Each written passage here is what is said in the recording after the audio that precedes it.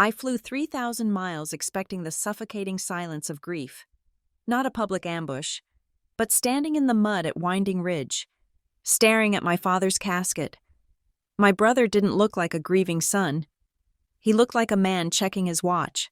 When Travis cleared his throat and announced to the mourners that we were selling the family home to settle debts, I realized the rain wasn't the only thing cold enough to make me shiver. The rain in Winding Ridge did not wash things clean. It only made the dirt heavier, turning the red clay of the valley into a thick paste that clung to your shoes and refused to let go. I had been away from Oregon for 3 years, living in a condo in Seattle where the weather was managed by a thermostat and the mud was covered by concrete. But as soon as I stepped off the plane and drove the rental car onto the county road, I felt the weight of the place settle onto my shoulders. My father was dead. The sentence still felt like a foreign object in my mouth, sharp and impossible to swallow. I parked the sedan in the driveway of the house I had grown up in. It was a sprawling craftsman tucked against a hillside of Douglas firs, the wood shingles darkened by decades of damp winters. I expected to see the house looking as tired as I felt. But the porch light was blazing at 2 p.m, fighting against the gray, overcast sky. Travis opened the door before I could find my keys. My brother was wearing a suit that fit him too well. That was the first thing that struck me. Travis usually lived in flannel shirts and work boots, a uniform that signaled his vague, shifting employment status as a contractor or a landscape consultant or whatever he was calling it this year. But today, he wore charcoal wool and a tie that shimmered with a subtle silk pattern. He looked like a man who had been expecting company for a long time. "Eleanor," he said. He pulled me into a hug that felt performative. He smelled of peppermint mouthwash and nervous sweat. I pulled back and looked at him. His eyes were bright, too wide, darting over my shoulder to the driveway as if checking to see if I had brought an audience. "I am so sorry." "Trav," I said. He waved his hand, a quick, dismissive gesture that cut through the air. "It is what it is," he said. "Dad had a good run. We have to focus on the logistics now. Efficient. That is what he would want." I blinked. Our father was a man who saved wrapping paper from Christmas to reuse the next year and spent hours listening to opera records in the dark. Efficiency was not a word I associated with him. I walked past Travis into the hallway. The house felt cold, not just temperature cold, but emotionally vacant, as if the spirit of the place had packed up and left the moment Dad took his last breath. "We have the viewing at 4, Travis said, following me closely. "Then the service tomorrow. I have handled everything with the funeral home. You do not need to worry about a bill." I stopped and turned to him. I intended to split the costs. "Travis, you should not have to carry that alone." He smiled, but it did not reach his eyes. His mouth curved up, but his forehead remained tight. A sheet of tension. "It is handled. Ellie, truly, I made some moves. Everything is under control." He bounced on the balls of his feet. He was vibrating with an energy that felt entirely wrong for the week of our father's funeral. I had expected him to be a wreck. I had expected to find him drunk on the sofa or weeping in the kitchen. Instead, he looked like a salesman 5 minutes before a pitch. I took my suitcase upstairs to my old room, the floorboards creaking the same familiar song they had sung for 30 years. I sat on the edge of the twin bed and looked out the window at the tree line. The fog was rolling in, erasing the world one tree at a time. I had the distinct, uneasy sensation that I had walked into a play during the second act, and I was the only one who did not know the lines. The funeral reception the next day was held at Cedar and Stone Memorial Hall, a venue that smelled of lilies and industrial floor wax. The room was filled with people I had not seen since high school. Faces softened by age and sympathetic tilts of the head. I held a cup of lukewarm coffee and accepted condolences, nodding mechanically. Travis was working the room. There was no other way to describe it. He was not grieving. He was networking. I watched him corner Uncle Stan near the buffet table. Stan was nodding slowly, looking confused, while Travis gestured with a half-eaten cookie. I moved closer, feigning interest in the cheese platter. "It is just simple math. Stan, Travis was saying. His voice dropped to a conspiratorial whisper. The market is peaking. If we wait, we lose equity. Liquidating the assets now is the only smart play. Dad would not want the property to become a burden. Stan looked over and saw me. He looked relieved for the interruption. Eleanor. Stan said, "Good to see you." Travis snapped his head toward me. For a second, just a microsecond, I saw annoyance flash across his face before the mask of the grieving son slid back into place. "I was just telling Stan how we need to be practical," Travis said. "Practical about what?" I asked. "About the estate," Travis said. "We have not even buried him yet." I said. Travis sighed, a sound that implied I was being difficult. "Grief is a luxury. Ellie, bills are not." He patted Stan on the shoulder and moved on to Cousin Deborah, who was crying into a tissue near the window. I watched him go. A knot of anxiety began to tie itself in my stomach. Travis was not just talking, he was campaigning. The graveside service was an hour later. The rain had paused, leaving the air thick and cold. We gathered around the open plot, a black gash in the green earth. The pastor spoke about Dad's kindness, his quiet presence in Winding Ridge, his love for the simple things. I stared at the mahogany casket and tried to cry, but the tears would not come. I was too tense. I was watching my brother. When the service ended, and the mourners began to shift, preparing to head to their cars, Travis stepped forward. He stood at the head of the grave, his hands clasped in front of him. He looked like a politician at a ribbon-cutting ceremony. "Thank you all for coming," Travis said. His voice projected clearly over the wind. People stopped. This was not on the program. Dad loved this town. Travis continued. He loved our friends and family, and because he raised us to be responsible, to do the right thing. I want you all to know that Eleanor and I are committed to settling his affairs with honor. I stiffened. I had not agreed to anything. "To that end," Travis said, looking around the circle, making eye contact with the key gossips of the town, "I have made the difficult decision to list the family home for sale immediately. It is the only way to settle Dad's outstanding obligations and close the estate cleanly. We appreciate your support as we move forward." The silence that followed was louder than the wind in the pines. I felt the blood drain from my face. Outstanding obligations? Dad was a project manager for the county water department for 40 years. He drove a 10-year-old truck. He paid his bills on the first of the month. He did not have obligations. Heads turned toward me. I saw pity in some eyes, curiosity in others. They thought I was part of this. They thought we were broke. Travis stepped back, looking solemn and brave. People began to nod. I saw Mrs. Gable, the librarian, whisper to her husband. They were buying it. They were swallowing the narrative that poor, noble Travis was making the hard choice to clean up a mess my father had supposedly left behind. I could not make a scene, not here, not over the open grave. I bit the inside of my cheek until I tasted copper.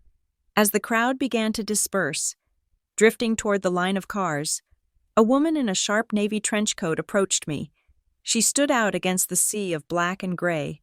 She was about my age, with dark hair pulled back in a severe bun and eyes that seemed to be taking an inventory of my soul. "Eleanor Brooks?" she asked. "Yes," I said. "I am Mara Hensley." She said, "Hensley and Crow." "Legal." I shook her hand. Her grip was firm, dry, and professional. I did not know my father had a lawyer. I said, "We handled some estate planning for him a few years ago." She said, her voice was low, barely above a whisper, "I was surprised to hear your brother's announcement. You and me both." I said. Mara glanced toward Travis, who was shaking hands with the pastor near the hearse. "Did you have a chance to review the separate file?"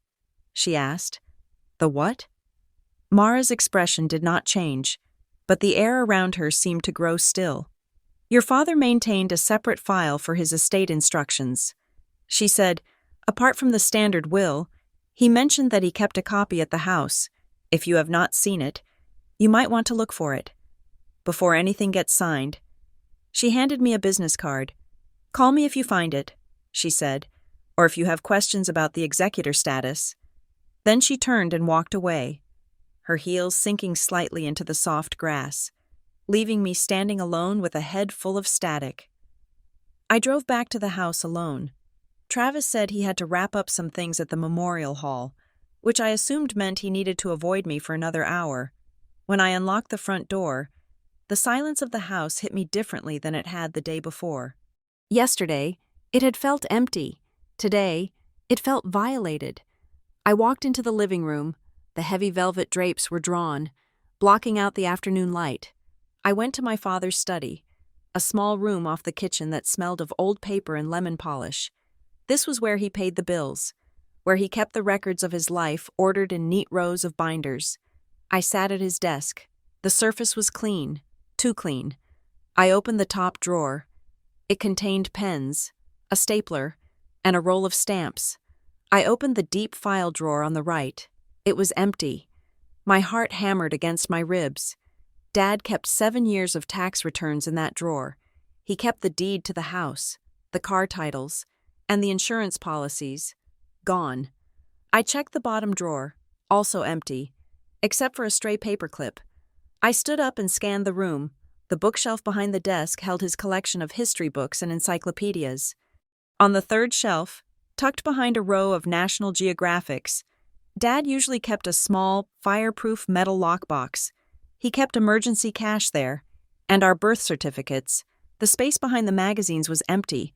I spun around, feeling a wave of nausea. Someone had scrubbed the room, and then I smelled it. It was faint, buried under the scent of lemon polish, but it was there, the acrid, stale smell of cigarette smoke. My father despised smoking. He had never allowed a cigarette inside the house in the 33 years I'd been alive. But someone had been in here, sitting in his chair, smoking, and going through his life.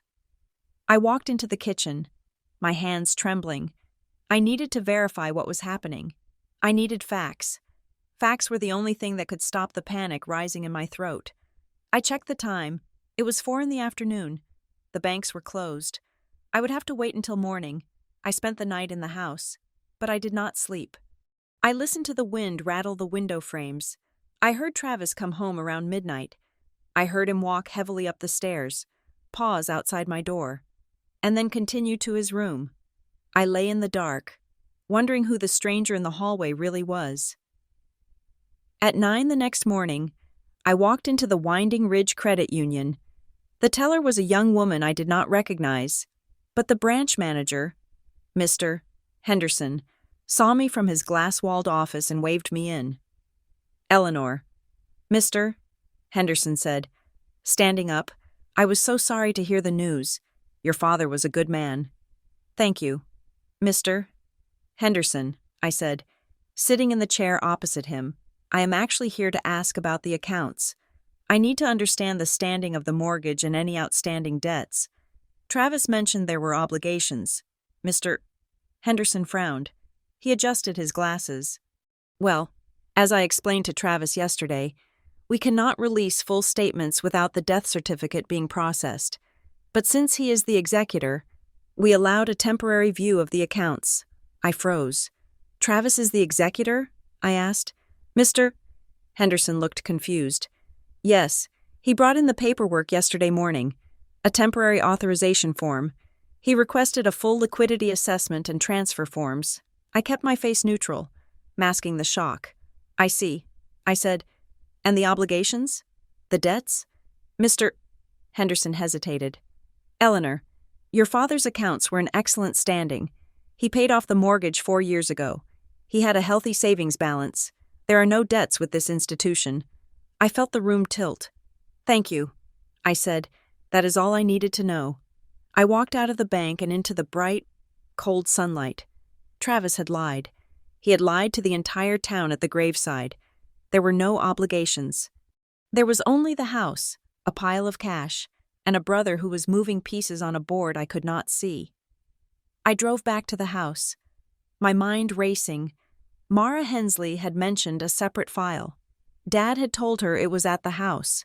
If Travis had cleaned out the office, He must have taken it. But Dad was clever. He knew Travis.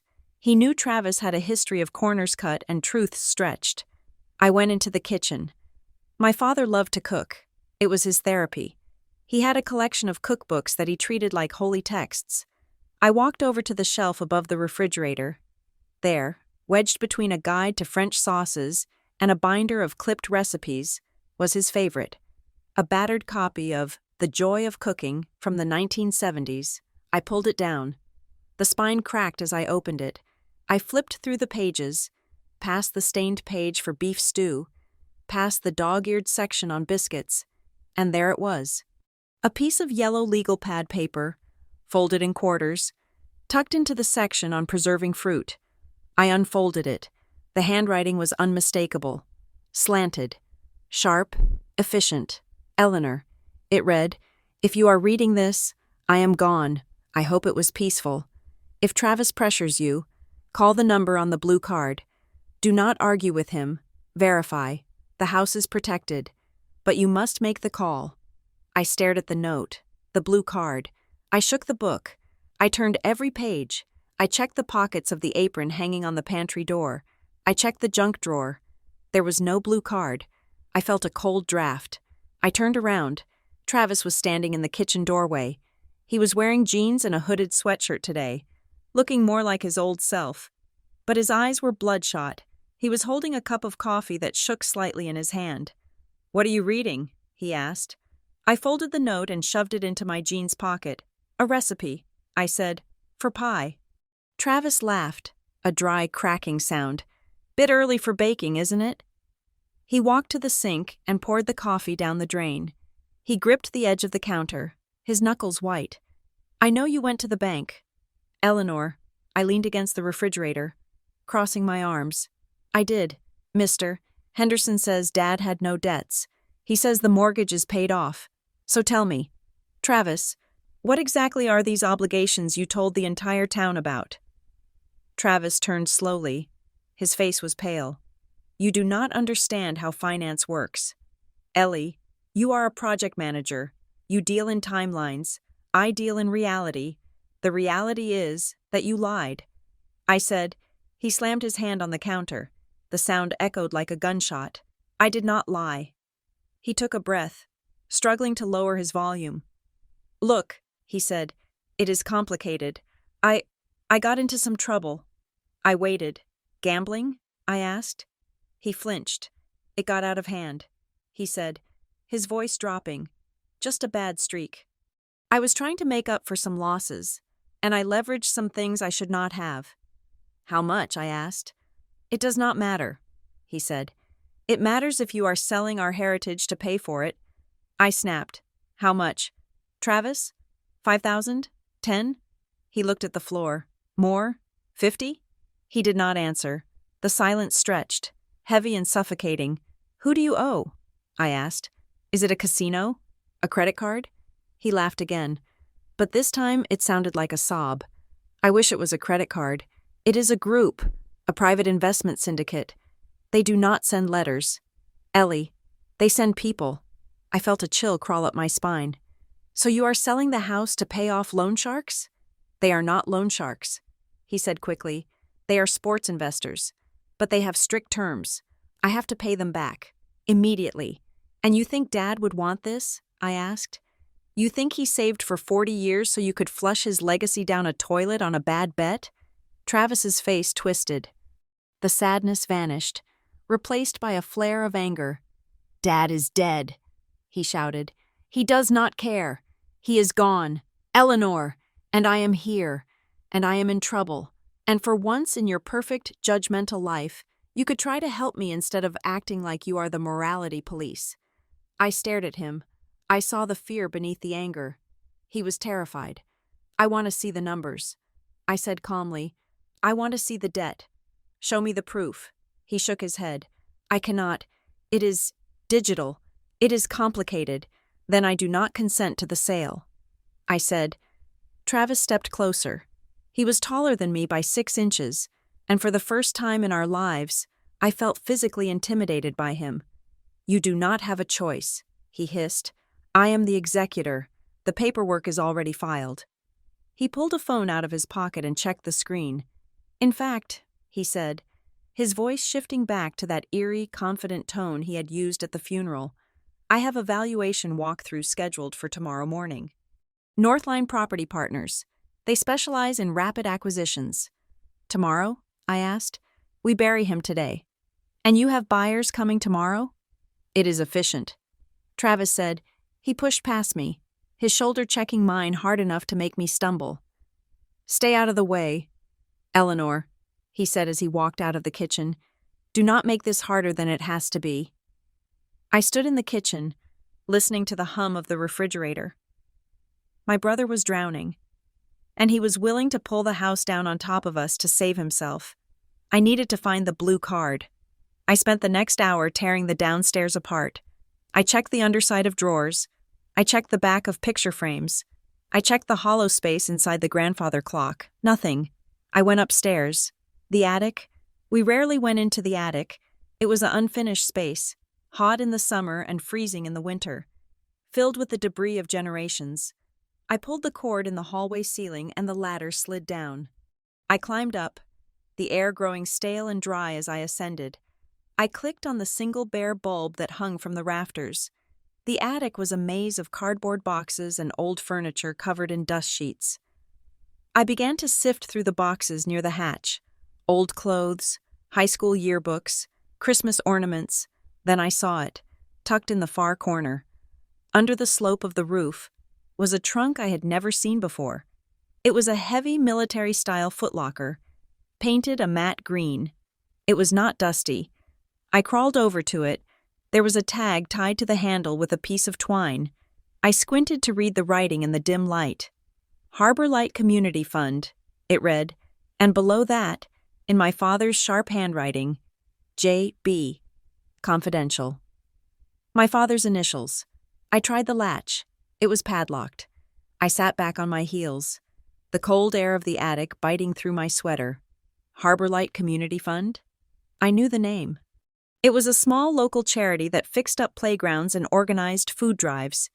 Why would my father have a sealed, military-grade trunk dedicated to a small-town nonprofit? And why was it marked confidential? I heard a car door slam outside. I froze. I crawled to the small gable window and wiped a circle in the grime. Down below, in the driveway, a black SUV had pulled up behind my rental car. A man in a beige trench coat was getting out. He looked up at the house, scanning the windows. He was not from Winding Ridge. He had the sharp, hungry look of a city predator. Travis walked out of the front door to meet him. They shook hands. Travis pointed up at the roof, toward the attic. I pulled back from the window, my heart racing. Travis had said the valuation was tomorrow. This was someone else. I looked back at the green trunk. The mystery of the house was not just about gambling debts. It was about this. Whatever was inside this trunk was the reason my father had a separate file. It was the reason he told me to verify. I needed to open it. But first, I needed to make sure my brother did not sell the roof over my head while I was sitting under it. I took a deep breath, listening to the murmur of voices downstairs. The game had started, and I was already playing catch-up, but I had one advantage they did not know about. I knew the house better than they did, and I knew where Dad hid the key to the attic padlock, taped to the back of the rafters, 3 beams to the left. I reached up, my fingers brushing the rough wood. There it was. I peeled the tape away, and the small brass key fell into my palm. I looked at the trunk. Time to see what you were hiding. Dad, I inserted the key and turned it. The lock clicked open with a sound like a gunshot in the silent attic. I lifted the lid. Inside, there were no clothes, no old toys. Just row after row of manila folders, thick with paper, and a large, leather-bound ledger that looked like it belonged in a 19th-century counting house. I reached for the first folder. The label on the tab made my breath catch in my throat. Northline Property Partners, 1998. My brother's buyers. Dad had a file on them from 25 years ago. I heard footsteps on the ladder. "Eleanor?" Travis called out, his voice echoing from the hallway below. I slammed the trunk shut and snapped the padlock closed. I shoved the trunk back into the shadows behind a stack of old suitcases. "I'm up here," I called back, my voice steady. Just looking for a spare blanket, I stood up and brushed the dust from my knees. I was not just fighting for a house anymore. I was fighting for the truth. And if Travis thought he could sell our history to the highest bidder, he was about to learn that I was my father's daughter. I climbed down the ladder to face him. The address for the Harbor Light Community Fund led me to a converted Victorian house on the edge of the downtown historic district. It was the kind of building that Winding Ridge specialized in, charmingly dilapidated on the outside, but likely holding on to dry rot deep in the studs. The sign out front was modest, hand-carved wood, painted in soft blues and greens. I parked the rental car and sat for a moment, watching the rain mist against the windshield. My father had been a volunteer here. That was the official story. He painted fences or organized the canned food drive at Thanksgiving. That was what he told us. But the military-grade trunk in the attic suggested he did something that required a padlock and a confidentiality tag. I walked up the porch steps, dodging a loose board. The door chimed when I pushed it open. The interior smelled of coffee and toner ink. It was a bustling space, far more active than I expected for a Tuesday morning. 3 young staffers were on phones in the front room, and a printer was churning out flyers in the corner. A woman emerged from a back office. She was in her 50s, wearing a cardigan that looked expensive, and glasses perched on the end of a sharp nose. She had the air of someone who managed crises for a living. "Can I help you?" she asked. "I am Eleanor Brooks." I said, "James Brooks' daughter." The woman stopped. The professional veneer cracked for a split second, revealing something that looked like genuine surprise, perhaps even alarm. She stepped forward quickly, extending a hand. "Eleanor," she said, "I am Renee Calder, the executive director. I am so terribly sorry for your loss. We were all devastated." She held my hand a fraction of a second too long. "Thank you," I said. "I was going through my father's things and found some files related to Harbor Light. I wanted to stop by and understand what exactly he did here. He never spoke much about his volunteering." Renee smiled, a tight, practiced expression. "He was foundational." She said, "That is the best word for it. He helped us with logistics, strategy. He had a mind for structure." She guided me toward a small seating area near the window. "We would not be here without him." She added, "He was our ghost." I blinked. "Excuse me?" I asked. Renee froze. She cleared her throat, adjusting her glasses. She said, recovering quickly, that he was like a spirit of goodwill. He worked behind the scenes. He did not want credit. He was very private. She had called him Ghost. It sounded like a code name, not a metaphor. "I noticed a trunk in our attic," I said, watching her face closely. "It has your organization's name on it, and his initials." Renee's eyes narrowed slightly. "Oh, that," she said. "Just old records, I assume. We had a storage issue a few years back, and James offered to hold some archives for us. We can send someone to pick it up. You do not need to worry about it." "I would like to look through it first," I said. Renee stiffened. "Of course," she said. "But those are internal documents, donor privacy and all that. I would ask that you respect the confidentiality." She stood up, signaling the end of the conversation. "We have a memorial plaque planned for the garden," she said. "We will invite you when it is ready." I walked back to the car with the distinct impression that I had just been handled. Renee Calder was afraid of something, and she had called my father Ghost with a familiarity that implied she knew a side of him I never met. I drove straight back to the house. Travis was gone, likely meeting with his mysterious investors or pretending to be an executor at another bank. The house was quiet. I went up to the attic. I pulled the trunk from behind the suitcases where I had hidden it. I used the key I had found and threw open the lid.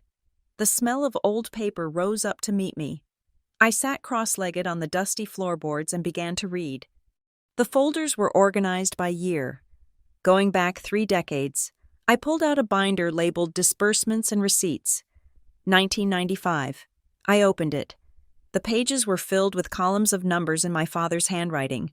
On the left were dates and amounts. On the right were notes. March 3rd, $500. Utility assistance for the Miller family. April 10th, $1,200. Emergency roof repair for the community center. May 1st, $3,000. Anonymous grant to the library fund. My chest tightened. 1995. I was 12 years old. That was the year our own roof had leaked so badly we had to use buckets in the hallway for 3 months because Dad said we could not afford to fix it until the summer. That was the year we stopped going to the movies and started buying generic cereal that tasted like cardboard. I flipped the pages. The numbers added up to thousands of dollars. He had given it away. While we were scraping by, wearing hand-me-down coats and eating pasta 3 nights a week, my father was funneling money into the town. I felt a surge of anger so hot it made my eyes burn. Why? Why did he let us struggle while he played the secret savior for everyone else? I turned to a section in the back of the binder. It was a list of incoming funds. I expected to see names of local donors. Instead, the column for source was blank for every single entry. Just dates and amounts. January 1st, $10,000. June 1st, $15,000. The money was not coming from bake sales. It was coming from a single source, and Dad was the one distributing it. I closed the binder, my hands shaking. My father was not just a volunteer. He was a conduit. He was managing a private fortune for someone, filtering it into Winding Ridge under the guise of the Harbor Light Community Fund. I heard the front door open downstairs. "Eleanor!" Travis yelled. "We have company!" I shoved the binder back into the trunk, locked it, and pushed it deep into the eaves. I brushed the dust off my jeans and climbed down the ladder. Travis was standing in the foyer with a man I did not know. The stranger was younger than Travis, perhaps late 20s, wearing a navy blue suit that was tailored within an inch of its life. He had shiny brown shoes and a smile that looked like it had been practiced in a mirror. "Eleanor, this is Dylan Merrow," Travis said. "From Northline Property Partners." Dylan stepped forward, extending a manicured hand. "A pleasure." "Eleanor," Dylan said. His voice was smooth, like radio static. "My condolences on your loss. Travis speaks very highly of you." I did not shake his hand. "I thought the valuation was scheduled for tomorrow." I said. Travis looked nervous. He was sweating again. Dylan had an opening in his schedule. Travis said, "It makes sense to get ahead of the curve." Dylan smiled sympathetically. "I know this is a difficult time, Eleanor, but the market in Winding Ridge is shifting rapidly. We want to ensure you get the maximum value for the estate. I just need to do a quick walkthrough to assess the structural integrity and the square footage." He pulled a clipboard from his briefcase. "And I just need a quick signature on this consent form to authorize the assessment." Dylan said, "Standard procedure." He held the clipboard out to me. I looked at the form. It was not just for an assessment. The fine print included a clause granting Northline exclusive listing rights for 90 days. "I am not signing that." I said. Dylan's smile did not waver, but his eyes went flat. "It is just a formality," he said. "It is an exclusivity contract." I said, "And we are not selling." Travis stepped in, his voice rising. "Eleanor, stop it. We are selling. I am the executor. You are the executor." I said, turning to my brother, "But the house is a probate asset. You cannot sell it without clearing the title, and you cannot clear the title until the will is fully probated. That takes months." Dylan chuckled softly. "Actually, Eleanor, there are ways to expedite the process when the estate is insolvent. If there are debts, the court prefers a quick liquidation." "How do you know there are debts?" I asked, snapping my head toward him. Dylan didn't blink. "Travis mentioned the situation. We specialize in distressed assets. We can help you solve this problem quietly." I stepped closer to him. "This is not a distressed asset. This is my home, and you are not walking through it today." Dylan looked at Travis. The polite mask slipped for a second, revealing a flash of irritation. He looked like a man who was used to getting what he wanted and found resistance tedious. "Travis," Dylan said, "I thought you said the family was on board." "She is," Travis said, his voice pleading. "She is just emotional. Give us a minute." "I am not emotional," I said. "I am reading the fine print. Please leave." Mr. Marrow. Dylan stared at me for a long moment. Then he capped his pen and slid the clipboard back into his bag. Very well, he said. I will give you some space. But Travis, call me by 5. My offer expires tonight. He walked out the door without looking back. Travis turned on me the moment the latch clicked. Are you insane? He shouted. Do you know how much they are offering? I do not care, I said. Who is he? Travis? Why is he so eager? He is a professional, Travis yelled. Unlike you. He stormed into the kitchen. I followed him, but I stopped when I saw Mrs. Ashford waving from her front porch next door. I needed air. I walked out onto the porch. Mrs. Ashford was wearing a yellow raincoat and holding a pair of shears. She had lived next door since before I was born. She knew everything that happened on this street. Eleanor, dear, she called out. I walked over to the low fence that separated our yards. Hello, Lottie, I said. I saw that man leave, she said, leaning in, the one in the fancy car. Not a local. Is he? No, I said. A real estate agent. She hummed, clipping a dead rose. Your father did not like strangers, she said, especially toward the end. What do you mean? I asked.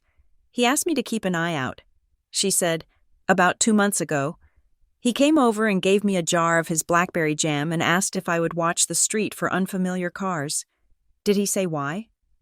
He said he was worried about prowlers, she said, but he looked scared. Eleanor, I saw a dark SUV parked down the block a few times, just sitting there with the engine running. Middle of the night, I felt a chill. Did you tell him? I did, she said, and he turned white as a sheet. He told me to go inside and lock my doors.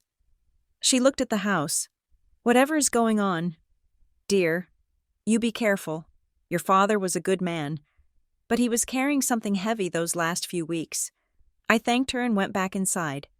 The house felt less like a sanctuary and more like a fortress that had been breached. I needed legal advice, real advice. I drove to the office of Hensley & Crow. It was located above the bakery on Main Street.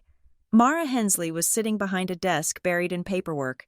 She looked up when I entered. Eleanor, she said, did you find the file? No, I said, but I found something else. Travis is trying to sell the house to a firm called Northline Property Partners.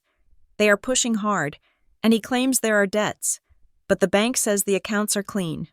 Mara took off her glasses and rubbed the bridge of her nose. Northline, she said, they are aggressive. They buy properties for cash, usually below market value, and flip them for development. She pulled a file from her drawer. I looked into the title of your father's house this morning. She said, it is clean, no liens, but there is something interesting about the deed history. What? I asked. Your father transferred the property into a living trust 3 years ago. She said, a trust? Yes, the Brooks Family Trust. He is the trustee, and you and Travis are the beneficiaries. But here is the catch. The trust documents have a restriction on sale. She turned the document around so I could see it. The property cannot be sold or encumbered without the unanimous consent of all beneficiaries, she said. Or what? Or if the primary beneficiary is deemed financially compromised, she said. I stared at the words. Financially compromised? I asked. It is a protective clause, Mara said, usually meant to stop a beneficiary from losing the house to creditors.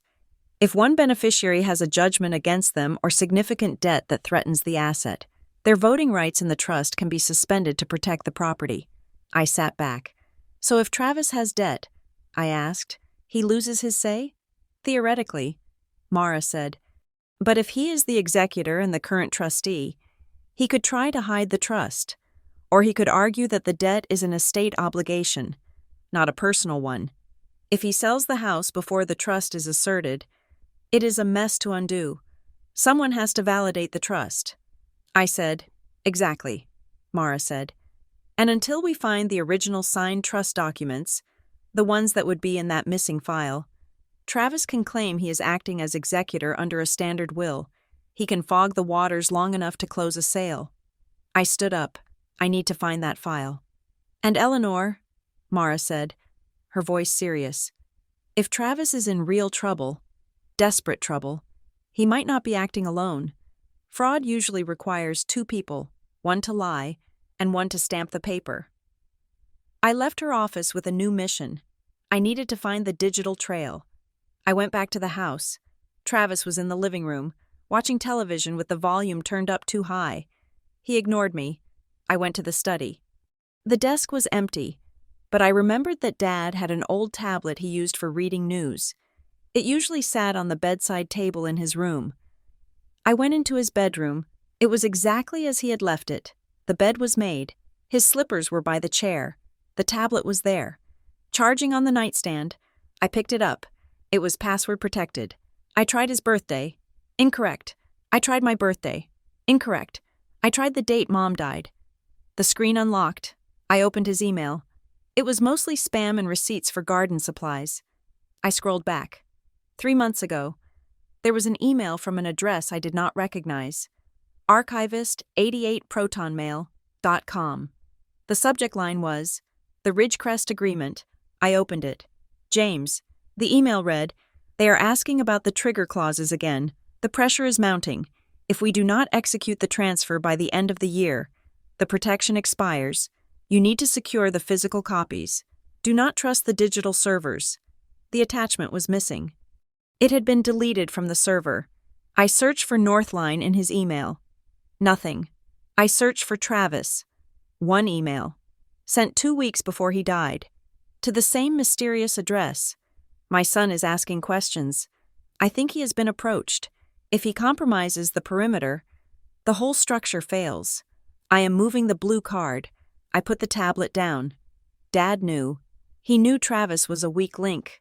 I went downstairs. I needed to confront him. Not about the sale, but about the truth. Travis was in the kitchen now, eating cereal straight from the box. He looked like a sullen teenager. "Travis," I said. He did not look up. "We need to talk about the Caspian Street Syndicate." His head snapped up. The box of cereal fell from his hand, spilling flakes across the floor. "How do you know that name?" he whispered. "I did some digging." I said, "They are not sports investors, are they?" Travis slumped against the counter. All the fight went out of him. He looked small. "No," he said. He held up his right hand. The knuckles were purple and yellow, swollen and angry. "I told you I got in a bar fight," he said. He pulled up his sleeve. There were bruises on his forearm, shaped like fingers. "They came to my apartment in Portland," he said. "2 guys. They said I had a week." "How much?" I asked again. 80,000, he whispered. I gasped. $80,000? "Travis, how?" I thought I had a system. He said, tears welling in his eyes. I was up 20 grand, and then I lost it, and I chased it, and they offered me a line of credit. He looked at me, and I saw the terror he had been hiding behind his suits and his confident speeches. They said if I did not pay, they would come for the family. He said, they knew about the house, Eleanor. They knew Dad was sick before I did. They said the house was my equity. I looked at his bruised hand. He wasn't selling the house because he was greedy. He was selling it because he was being hunted. "But why the rush?" I asked. "Why tomorrow?" "Because the interest compounds every day," he said. "And Northline offered a cash buyout that covers the debt and leaves a little over. It is the only way out. Ellie, please, you have to let me sell it." I looked at him. I wanted to hug him, and I wanted to scream at him. "Travis," I said, "Dad put the house in a trust." He looked confused. "What?" "A trust," I said, "to protect it from exactly this. If you sell it to pay a gambling debt, you might be breaking the law, and you might be voiding the only protection we have." He shook his head. "I checked the deed." He said, "It is in Dad's name. That is what Mara said." I told him, "But the documents are missing. Dad hid them." Travis ran a hand through his hair. "If I don't pay them by Friday," he said, his voice trembling, "they are coming back." The doorbell rang. We both jumped. I went to the door. It was Renee Calder from Harbor Light. She was not smiling. "Eleanor," she said, "I am sorry to intrude, but I need to speak with you, privately." I looked at Travis. He was staring at the floor in the kitchen. "Come in," I said. I led her to the living room. She did not sit down. "There is a meeting tonight," she said. "At the Harbor Light office. The board is convening. We think it would be beneficial for you to attend." "Why?" I asked. "Because it concerns the future of this property," she said, "and your father's legacy." I checked the time. 7 o'clock. "I will be there," I said. I drove to the Harbor Light office at 8. The lights were on. I walked into the conference room. Renee was there, sitting at the head of a long table. But she was not alone. Sitting to her right was a man I had not seen in 15 years, Cal Vaughn. Cal had been the star quarterback when I was a freshman. He was handsome, rich, and mean. Now, he was heavier, wearing a cashmere sweater and a watch that cost as much as a car. He owned half the real estate in the county. "Eleanor," Cal said, standing up. He had that same easy, arrogant smile. "It has been a long time. You look great." "Hello." "Cal," I said, keeping my distance. "What is this?" Cal gestured to a chair. "Please, sit," he said. "We are just trying to help." I sat. Renee looked uncomfortable. She refused to meet my eye. "Eleanor," Cal began. "Renee tells me you are asking questions about your father's involvement with Harbor Light." I said, "Well, the truth is," Cal said, leaning back, "your father was a key advisor, and he knew that for Winding Ridge to grow, we needed to make some changes." He slid a map across the table. It was a zoning map of the town. A large area was outlined in red. "This is the new Harbor Light Community Campus," Cal said. "A mixed-use development, affordable housing, a new park, a medical center. It is going to revitalize the whole valley." I looked at the map. The red line encompassed the Harbor Light office, the vacant lot next to it, and my eyes widened. The red line went right through my father's house. "The Brooks property is the keystone," Cal said. "It sits on the ridge that connects the upper access road to the lower valley. Without that parcel, we cannot build the access road. The project dies." I looked at Renee. "So that is why you want the house?" I asked. "Not for the debt, for the road." Renee looked down. "Your father understood the vision," she said quietly. "Did he?" I asked. "Because he hid the files, and he warned me about people pressuring him." Cal laughed. "Jim was old. Eleanor, he got paranoid. He agreed to this years ago. We just need to formalize it." He leaned forward. "Here's the deal. Eleanor, Northline is working with us. They buy the house. They transfer the land to the project. And everyone wins. Travis gets his debts wiped clean. And I know about the debts. Eleanor, I can make those go away." My blood ran cold. "You know about the syndicate?" I asked. Cal smiled. It was not a nice smile. "I know people who know people. I can make a phone call, and your brother's problem evaporates, but you have to sign the consent form." I looked from Cal to Renee. This was the trap. My brother was the leverage, the house was the prize, and my father had been the obstacle. I stood up. "My father called you ghost," I said to Renee. She flinched, "and he warned me about the Ridgecrest agreement," I said, looking at Cal. Cal's eyes flickered. "He knew the name. The house is not for sale," I said. "Not to Northline, not to you." Cal's expression hardened. "Eleanor," he said, his voice dropping an octave. "Be reasonable. Travis is in a very bad position. You do not want to see what happens when those people do not get paid." "Is that a threat?" I asked. "It is a reality check," Cal said. I walked out of the room. My heart was pounding so hard I could hear it in my ears. I drove home in the dark. The rain had started again. Cal Vaughn was pulling the strings.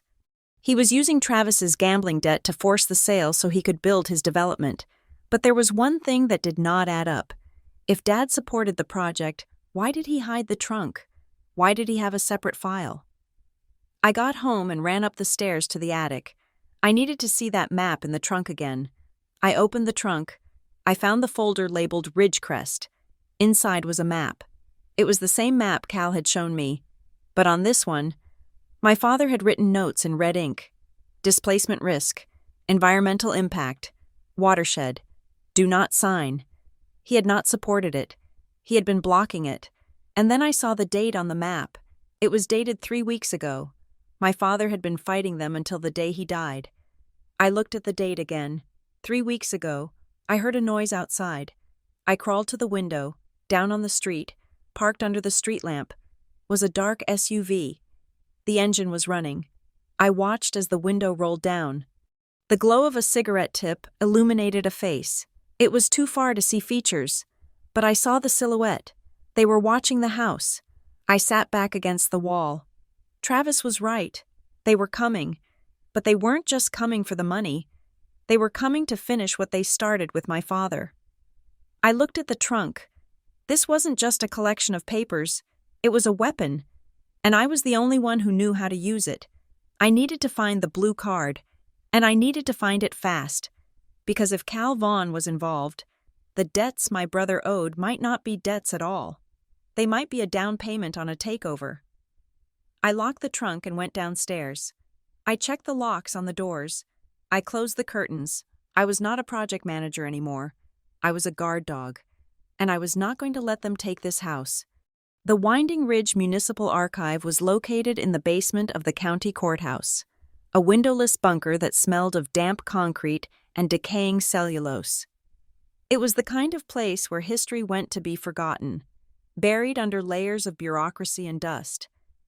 I had spent the morning navigating the labyrinth of the clerk's office, filling out request forms in triplicate, just to get access to the land use records for my father's property. I sat at a long metal table, the fluorescent lights buzzing overhead like trapped insects. In front of me was a stack of bound volumes, their leather covers cracked and peeling.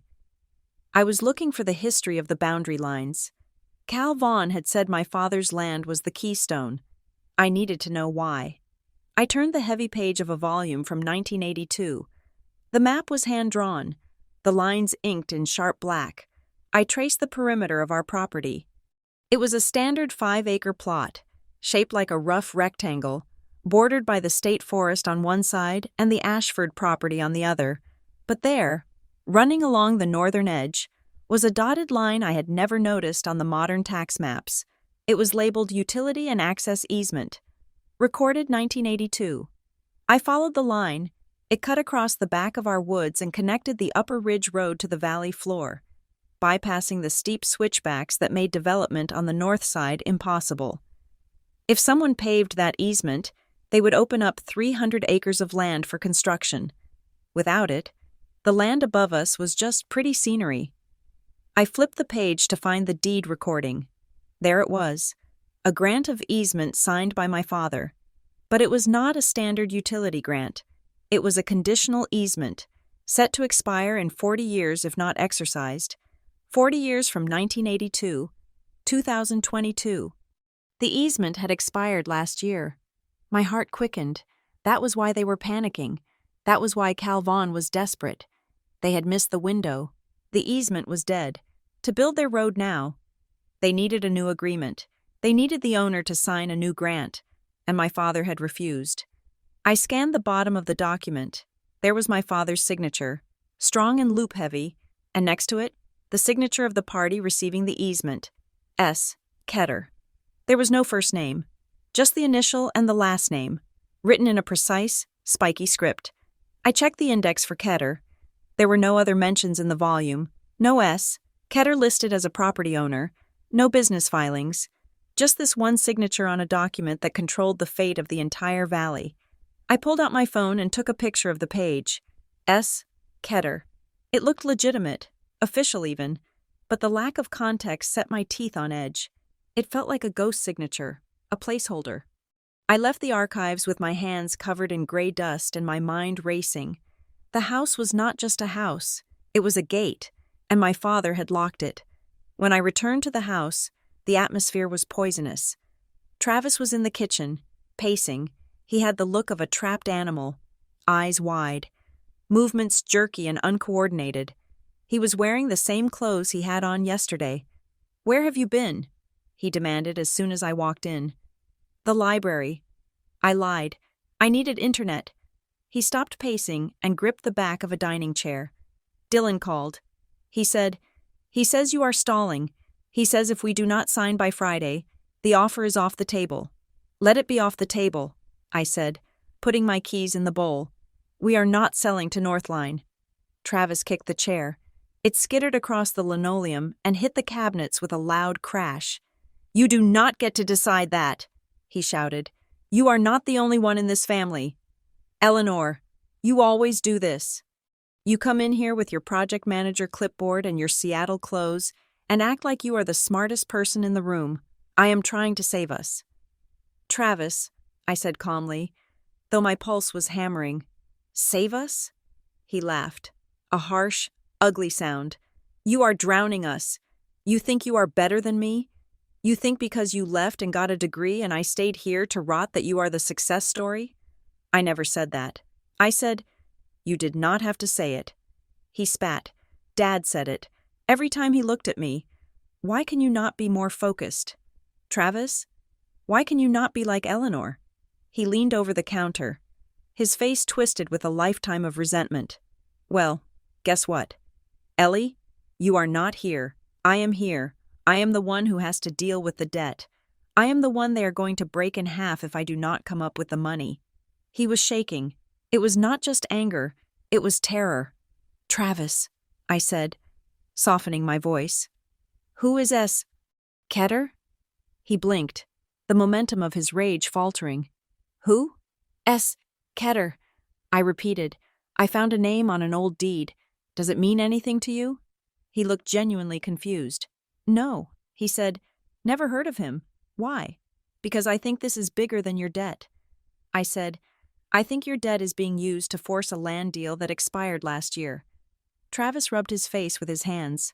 "I do not care about land deals," he mumbled. "I care about my knees not getting shattered with a bat." He looked at me, his eyes pleading now. "Please, Ellie, just sign the paper. If you love me, just sign it." I looked at my brother. I did love him, but signing that paper would not save him. It would just feed the shark that was eating him.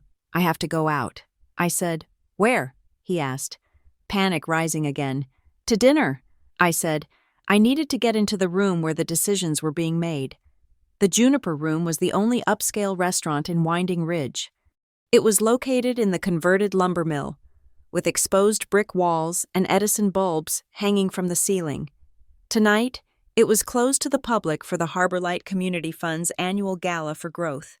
I did not have a ticket, but I knew the caterer. Mrs. Higgins had made my birthday cakes for 18 years. I called her from the car and asked if she needed an extra pair of hands for the setup. She told me to come to the back door. I wore a black dress I'd brought for the funeral, pinned my hair up, and walked in through the kitchen. I spent 20 minutes arranging excessive amounts of parsley on salmon platters before slipping out into the main dining room.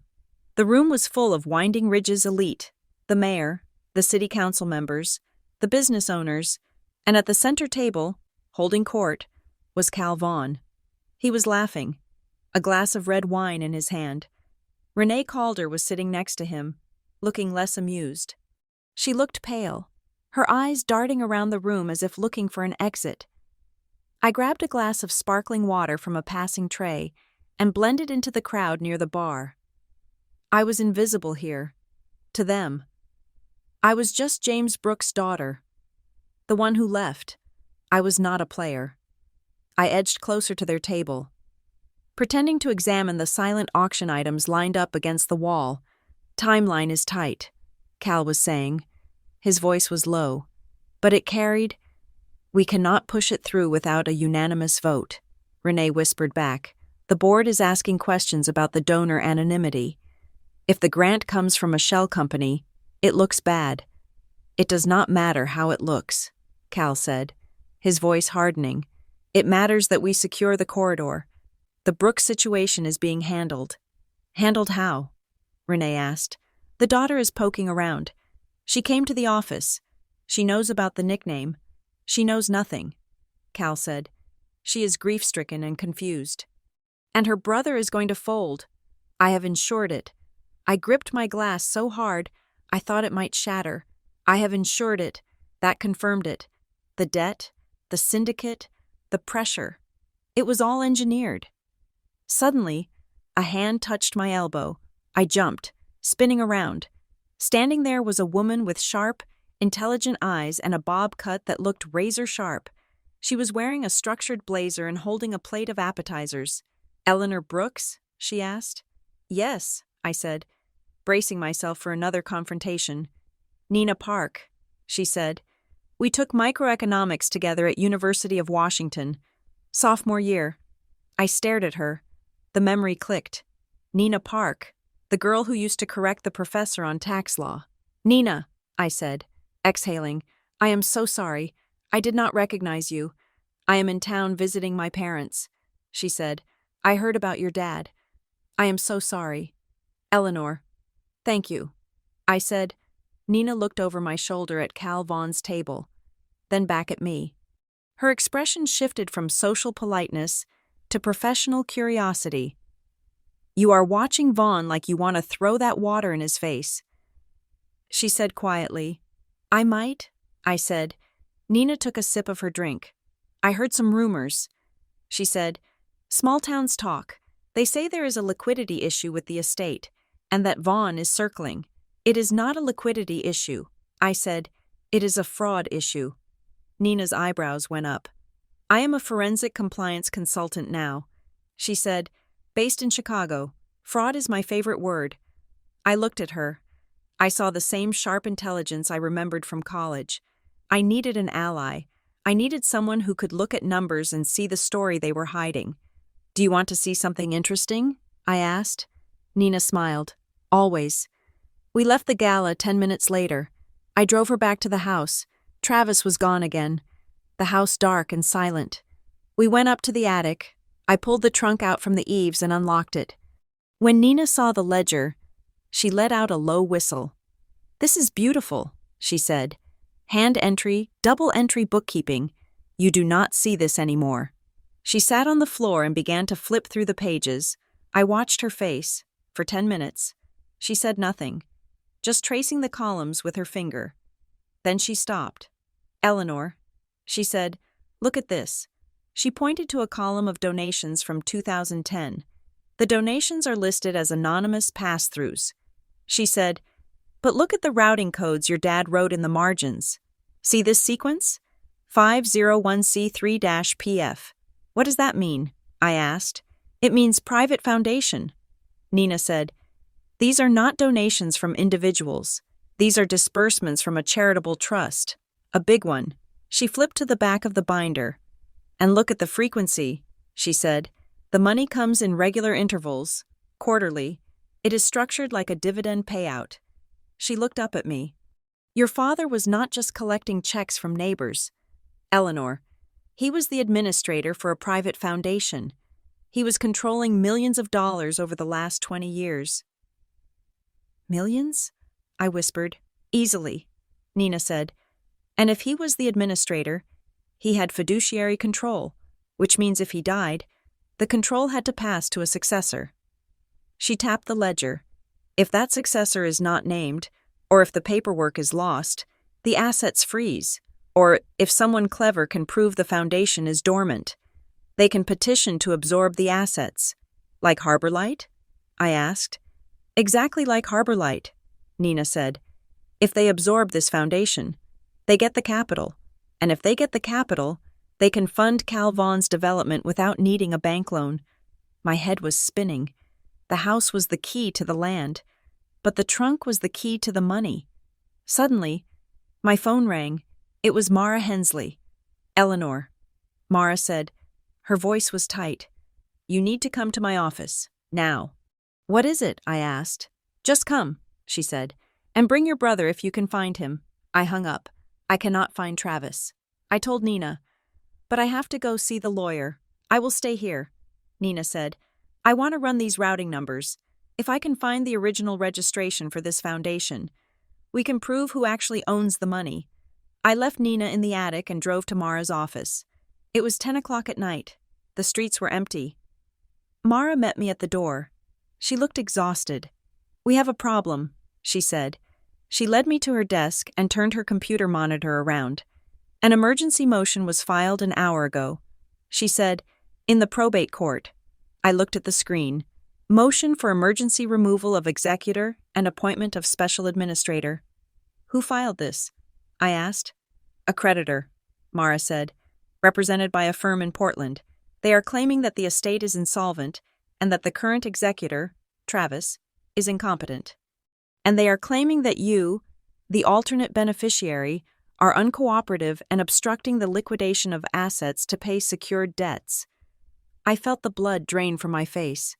Uncooperative? I said. I have been here for 3 days. Read paragraph 4. Mara said. I read it. The beneficiary, Eleanor Brooks, has refused access to the property for valuation purposes and has been observed removing estate records from the premises, specifically a storage container believed to contain financial instruments. I looked up at Mara. How do they know about the trunk? I whispered. I do not know, Mara said, but only family would know you moved a trunk. Travis, I said. He saw me in the attic. Mara nodded grimly. If the judge grants this motion, she said, they will appoint a special administrator, likely someone of their choosing. That administrator will have the power to sell the house immediately, regardless of what you or Travis want. They are trying to bypass us. I said, yes, Mara said, and they are using Travis's incompetence as the weapon. I stood up. I need to prove the house is protected. I said, I need the blue card. The note said the blue card was the key. Call the number on the blue card. Think, Eleanor. Mara said, where would he put something that important? Not in the house. I said, he knew the house wasn't safe. He moved it. I am moving the blue card. He had written in the email, a safe deposit box. I said, he must have a box. The bank said he had no debts. Mara said, did you ask about a box? No. I said, I only asked about accounts. I need to go to the credit union. I said, they open at 9.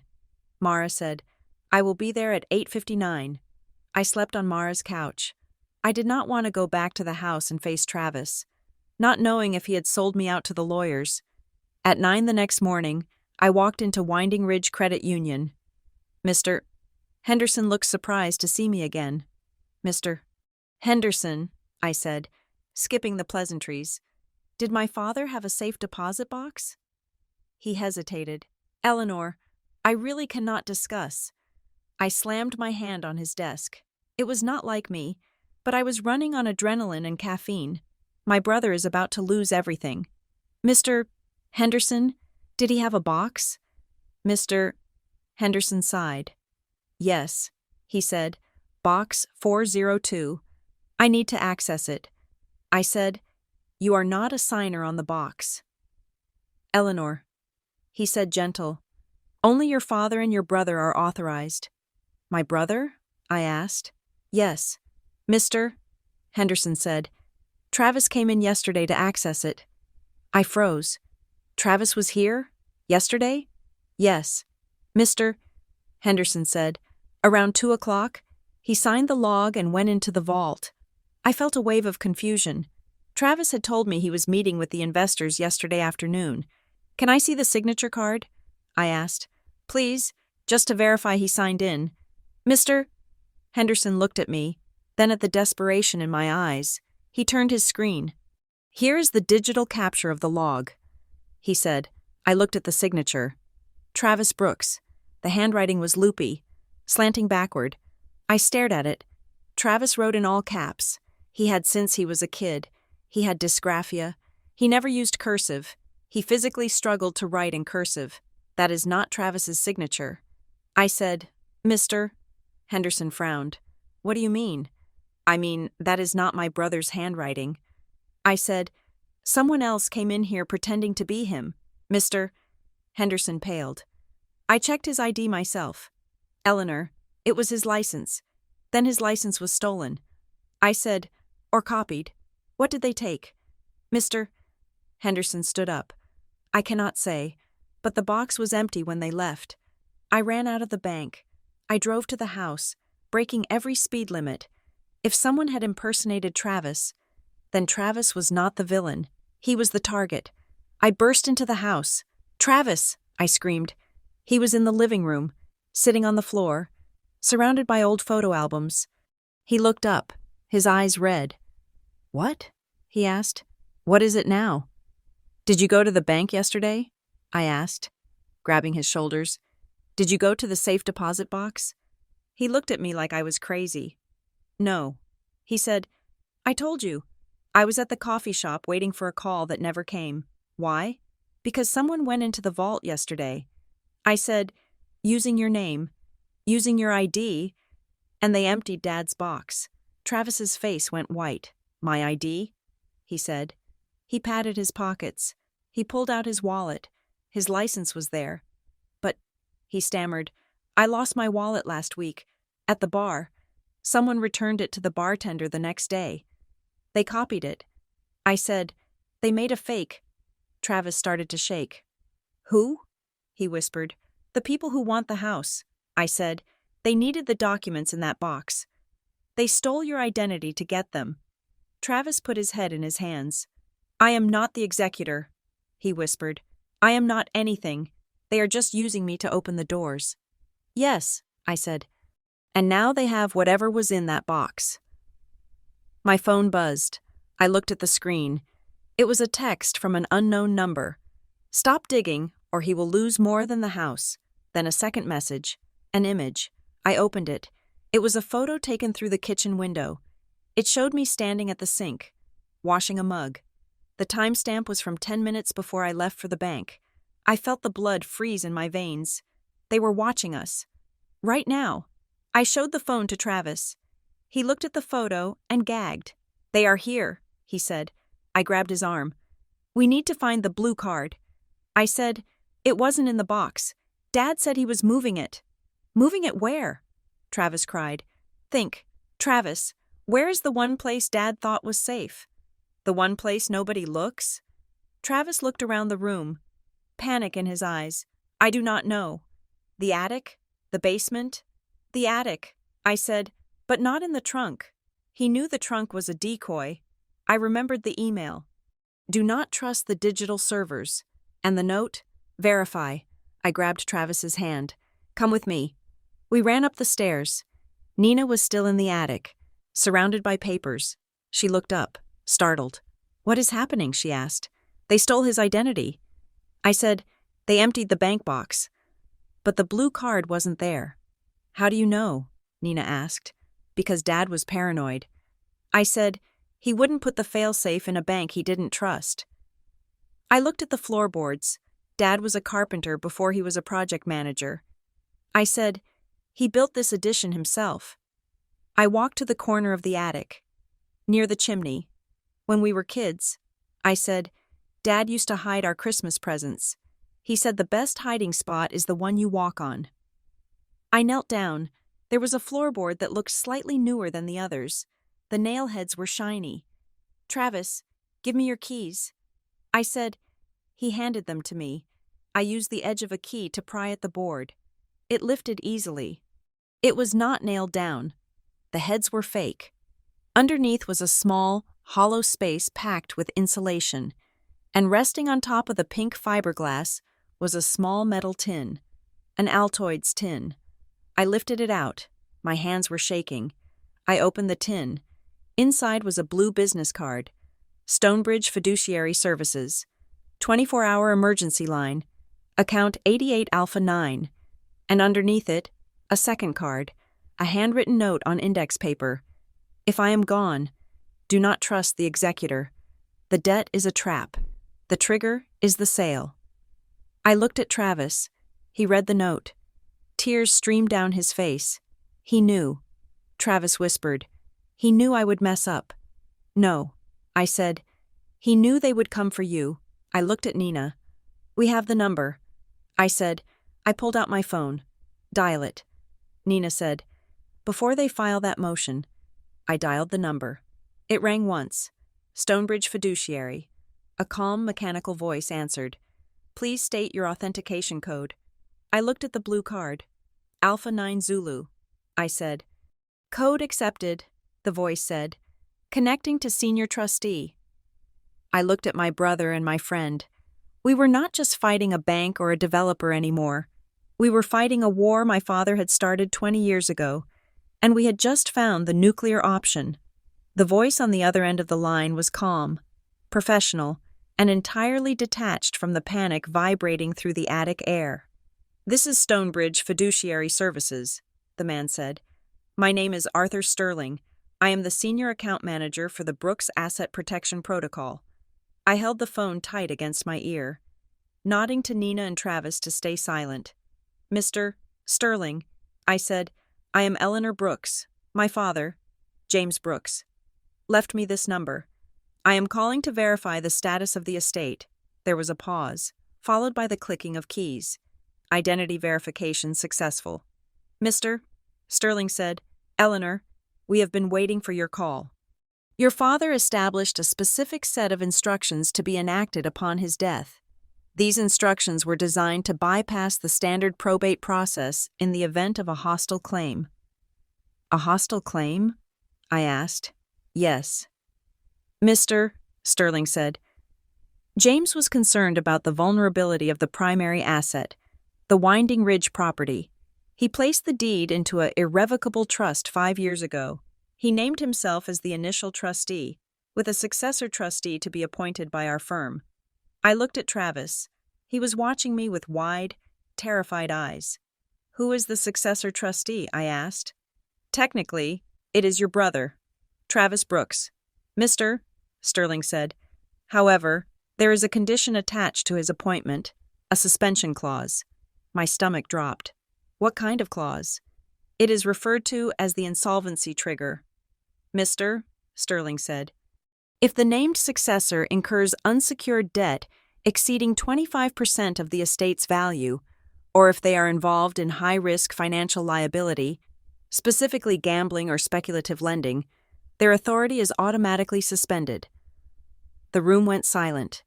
The rain hammered against the roof tiles. "Suspended?" I repeated. "To protect the asset." Mr. Sterling explained. "The trust assumes that a beneficiary in that position is under duress and cannot act in the best interest of the estate. Control reverts to the secondary beneficiary, you, Eleanor, until the debt is resolved." I closed my eyes. Dad had foreseen this. He had not just guessed. He had known. He had built a legal failsafe designed specifically for Travis's worst impulses. "Thank you." "Mr. Sterling," I said, "I need you to fax a confirmation of that standing to my attorney immediately." I gave him Mara's number and hung up. I turned to Travis. "The house is safe," I said quietly. "They cannot force you to sell it. You do not have the authority to sell it. The trust blocked you the moment you took that loan." I expected relief. I expected him to exhale, to thank God, to collapse. Instead, his face twisted into a mask of pure, red heat. "He knew." Travis whispered, "What?" "He knew," Travis shouted. He stood up, knocking a stack of files over. "He set this up 5 years ago? I wasn't even gambling 5 years ago." "Travis," I said, stepping forward. "He was trying to protect you." "Protect me?" Travis screamed.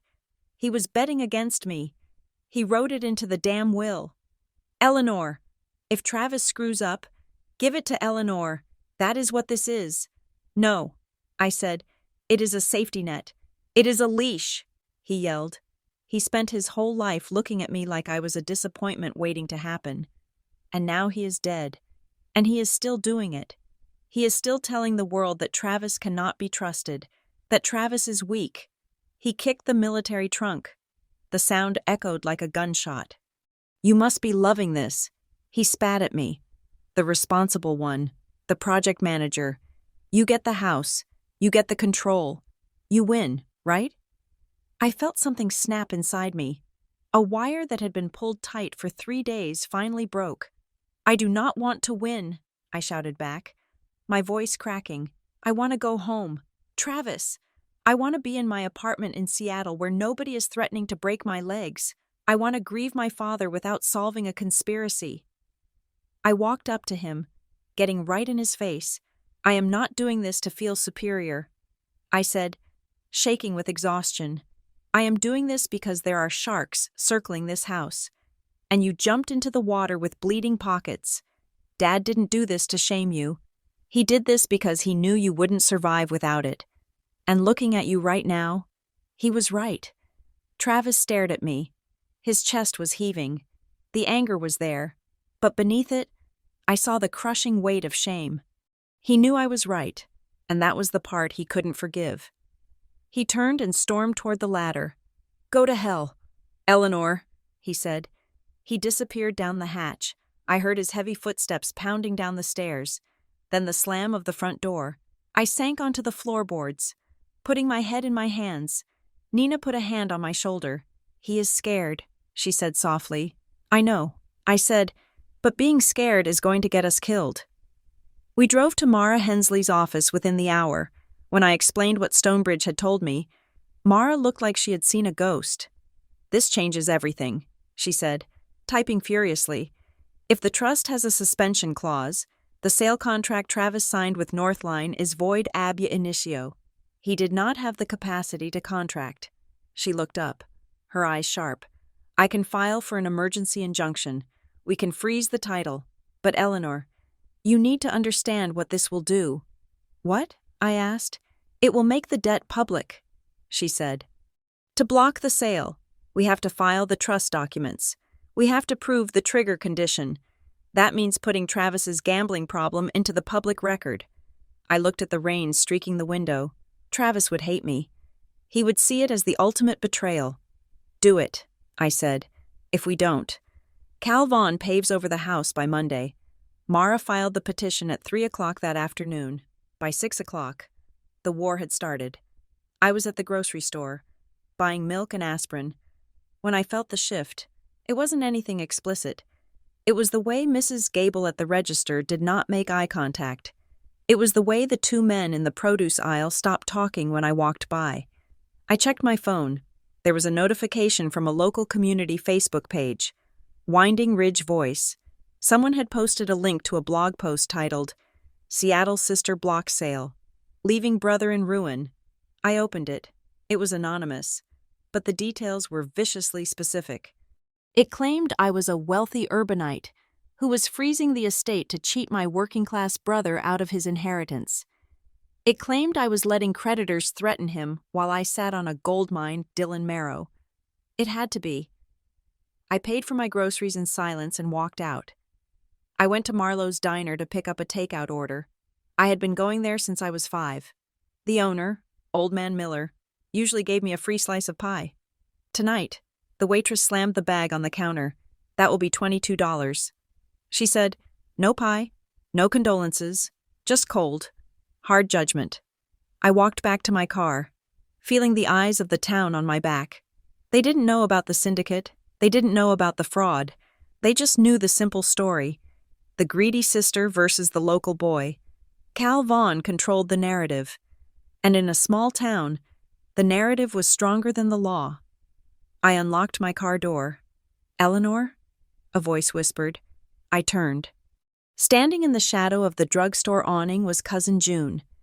She was 70 years old, a woman who wore knitted hats and smelled of lavender. She was my father's second cousin. "June," I said. She looked left and right, checking to see if anyone was watching. I saw the post. She whispered, "Nasty business. It is not true." "June," I said. "I know." She said, "Your daddy told me." I froze. "What did he tell you?" She reached into her coat pocket and pulled out a small brass key. It was attached to a piece of red yarn. "He came to see me 2 weeks before he passed." She said, "He looked tired. Eleanor, so tired. He gave me this." He said, "June, if anything happens to me, you hold on to this, and if the noise gets loud, if the wolves start howling, you give it to Eleanor." She pressed the key into my hand. "He said you would know where it goes." She said, "Where?" I asked. He said, "Behind the history." She squeezed my hand. "You keep fighting. Honey, Jim didn't raise no quitter." She hurried away down the street before I could ask another question. Behind the history. I drove home, the key burning a hole in my pocket. The house was dark.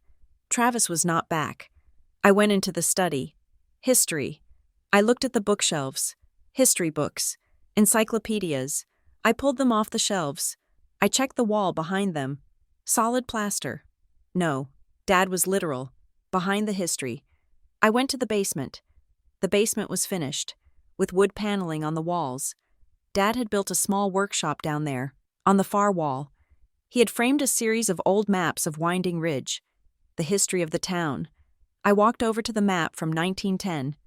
I lifted the frame. Nothing. I tried the map from 1950. Nothing. I tried the map from 1899. It was heavy. It was screwed into the wall. I got a screwdriver from the workbench and removed the screws. I pulled the frame away. Behind it, cut into the drywall, was a small metal panel. It had a keyhole.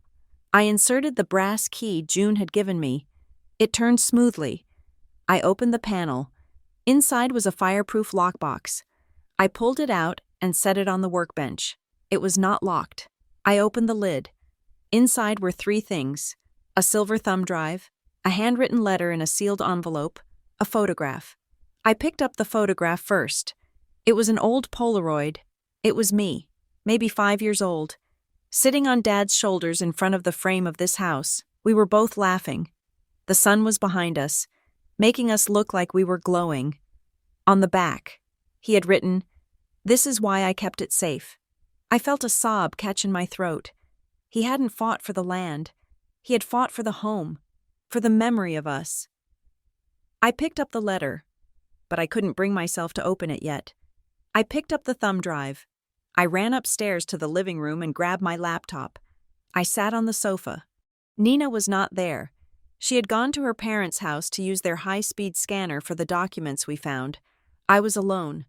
I plugged the drive in. There was one video file. For Eleanor, I clicked play. My father's face filled the screen. He was sitting in his study, wearing his favorite blue flannel shirt. He looked thin. His skin was gray. This was recorded recently. "Eleanor," he said. His voice was raspy. "If you are watching this, then the failsafe worked, and it means I am gone." He took a sip of water. His hand shook. "I am sorry I could not tell you everything while I was here. I tried to shield you. I tried to shield Travis, but I think I failed him." He looked directly into the camera lens. "You have probably met Renee Calder by now, and Cal Vaughn. They will tell you that I supported the new development. They will tell you that I was a partner. That is a lie." He leaned forward. "I was the anonymous donor. Eleanor. The money did not come from a grant. It came from me, or rather, it came from the trust your grandfather left. A trust I kept secret because I wanted you kids to grow up normal. I wanted you to know the value of work." I stared at the screen. "My grandfather was a mechanic. We thought he died broke. I used that money to fund Harbor Light." Dad continued, "To keep the food bank open, to fix the library roof. I tried to be a silent steward. But Cal found out. He found out about the easement. And he found out about the capital." He coughed. A wet, painful sound. "They have been pressuring me to sign the land over. They want to dissolve the charitable trust and roll the assets into their development corporation. They want to turn Winding Ridge into a resort town for Portland commuters, and they are using Travis to get to me." He wiped his mouth. "I saw them talking to him. Eleanor, at the bar. Men I do not know. I think they hooked him. I think they let him win just enough to get him in deep. They are going to use his debt to force the sale." He took a breath. "I am transferring the stewardship of Harbor Light to a new entity, a community land trust, permanent protection, but I need time. If I die before the transfer is complete, the power reverts to the executor. That is why I had to trigger the suspension clause. It is the only way to stop Travis from signing it all away out of fear." He looked at the camera, and his eyes filled with tears. "Tell your brother I love him. Tell him I am not punishing him. I am trying to save him from being the man who sold his home. And Eleanor, verify everything, the notary, the bank logs. They are not playing by the rules." The video ended. I sat in the dark living room, the silence pressing in on me. My father had been a millionaire, a secret millionaire who drove a 10-year-old truck and fixed his own plumbing, all so he could keep his town alive. And Cal Vaughn was trying to steal it all. The money, the land, and the legacy. My phone buzzed. It was Nina. I found it. The text read, I ran the notary stamp from the fake signature card. I called her immediately. Nina? I said. Eleanor. Listen to me, she said. Her voice was buzzing with adrenaline. The stamp used at the bank belongs to a Sage Ketter and Company mobile notary. Ketter, I said, like the signature on the deed. Exactly. Nina said, I found the business registration. The address is listed as 1204 Oak Street. I am going there. I said, I will meet you there. Nina said, I grabbed my keys. Oak Street was a strip of commercial warehouses on the edge of town. Near the highway, it was desolate at night. I pulled up to number 1204. Nina's car was already there. She was standing in front of the glass storefront, shining a flashlight inside. Look, she said when I walked up. I peered through the glass. The room was empty. No desks, no chairs, no filing cabinets. Just a bare concrete floor and a pile of unopened mail by the slot.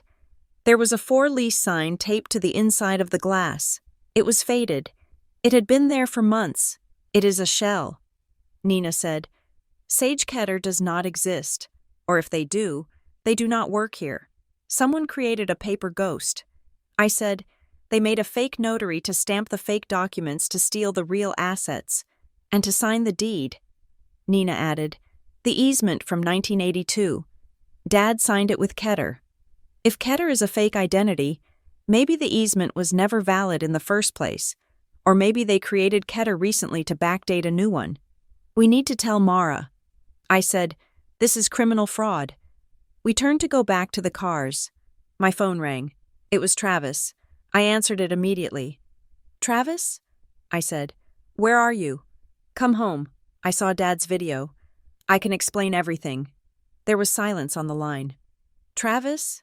I said. Then a voice spoke. It was not Travis. It was a voice that sounded like gravel grinding in a mixer. Your brother is indisposed, the voice said. I froze. Nina saw my face and grabbed my arm. Who is this? I demanded. He talks a lot, the voice said. He says you are smart. He says you have a blue card. I gripped the phone. If you touch him, I swear to God. God is not in this equation. Eleanor, the voice said. Just arithmetic. 80,000 plus interest. And the title to the property. I heard a sound in the background, a muffled cry. Travis, I screamed. You have until the funeral service is over. The voice said, bring the deed, bring the trunk, or we liquidate the collateral. The line went dead. I stared at the phone. Nina, I whispered, they have him. We drove back to the house in terrified silence. I needed to think. I needed to call the police. But Dad's note had said, do not trust the executor, don't argue, verify. And Cal Vaughn owned the town. Who did the police answer to? We pulled into the driveway. There was a package sitting on the front porch. It was a small, brown envelope. I ran up the steps. I ripped it open. Inside was a single poker chip. It was red. It had the logo of the Caspian Street Syndicate stamped on it, and a typed note. You have 48 hours. I dropped the chip.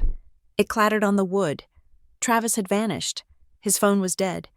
And I was standing in the dark, holding the key to a fortune that my brother's kidnappers would kill to get. I looked at Nina. They want to fight? I said, my voice shaking with a rage I had never felt before. I picked up the chip. They just bet against the wrong Brooks. The fluorescent lights of the Winding Ridge Police Department hummed with a sound that felt like a drill pressing into my temple. It was 2 a.m. I was sitting on a hard plastic chair bolted to the floor, staring at a poster about bicycle safety from 1998. Across the desk, Sergeant Miller was typing slowly on a keyboard that clacked loudly in the silent room. He had known me since I was a teenager. He had coached my softball team one summer. Now, he wouldn't look me in the eye. He is 35 years old.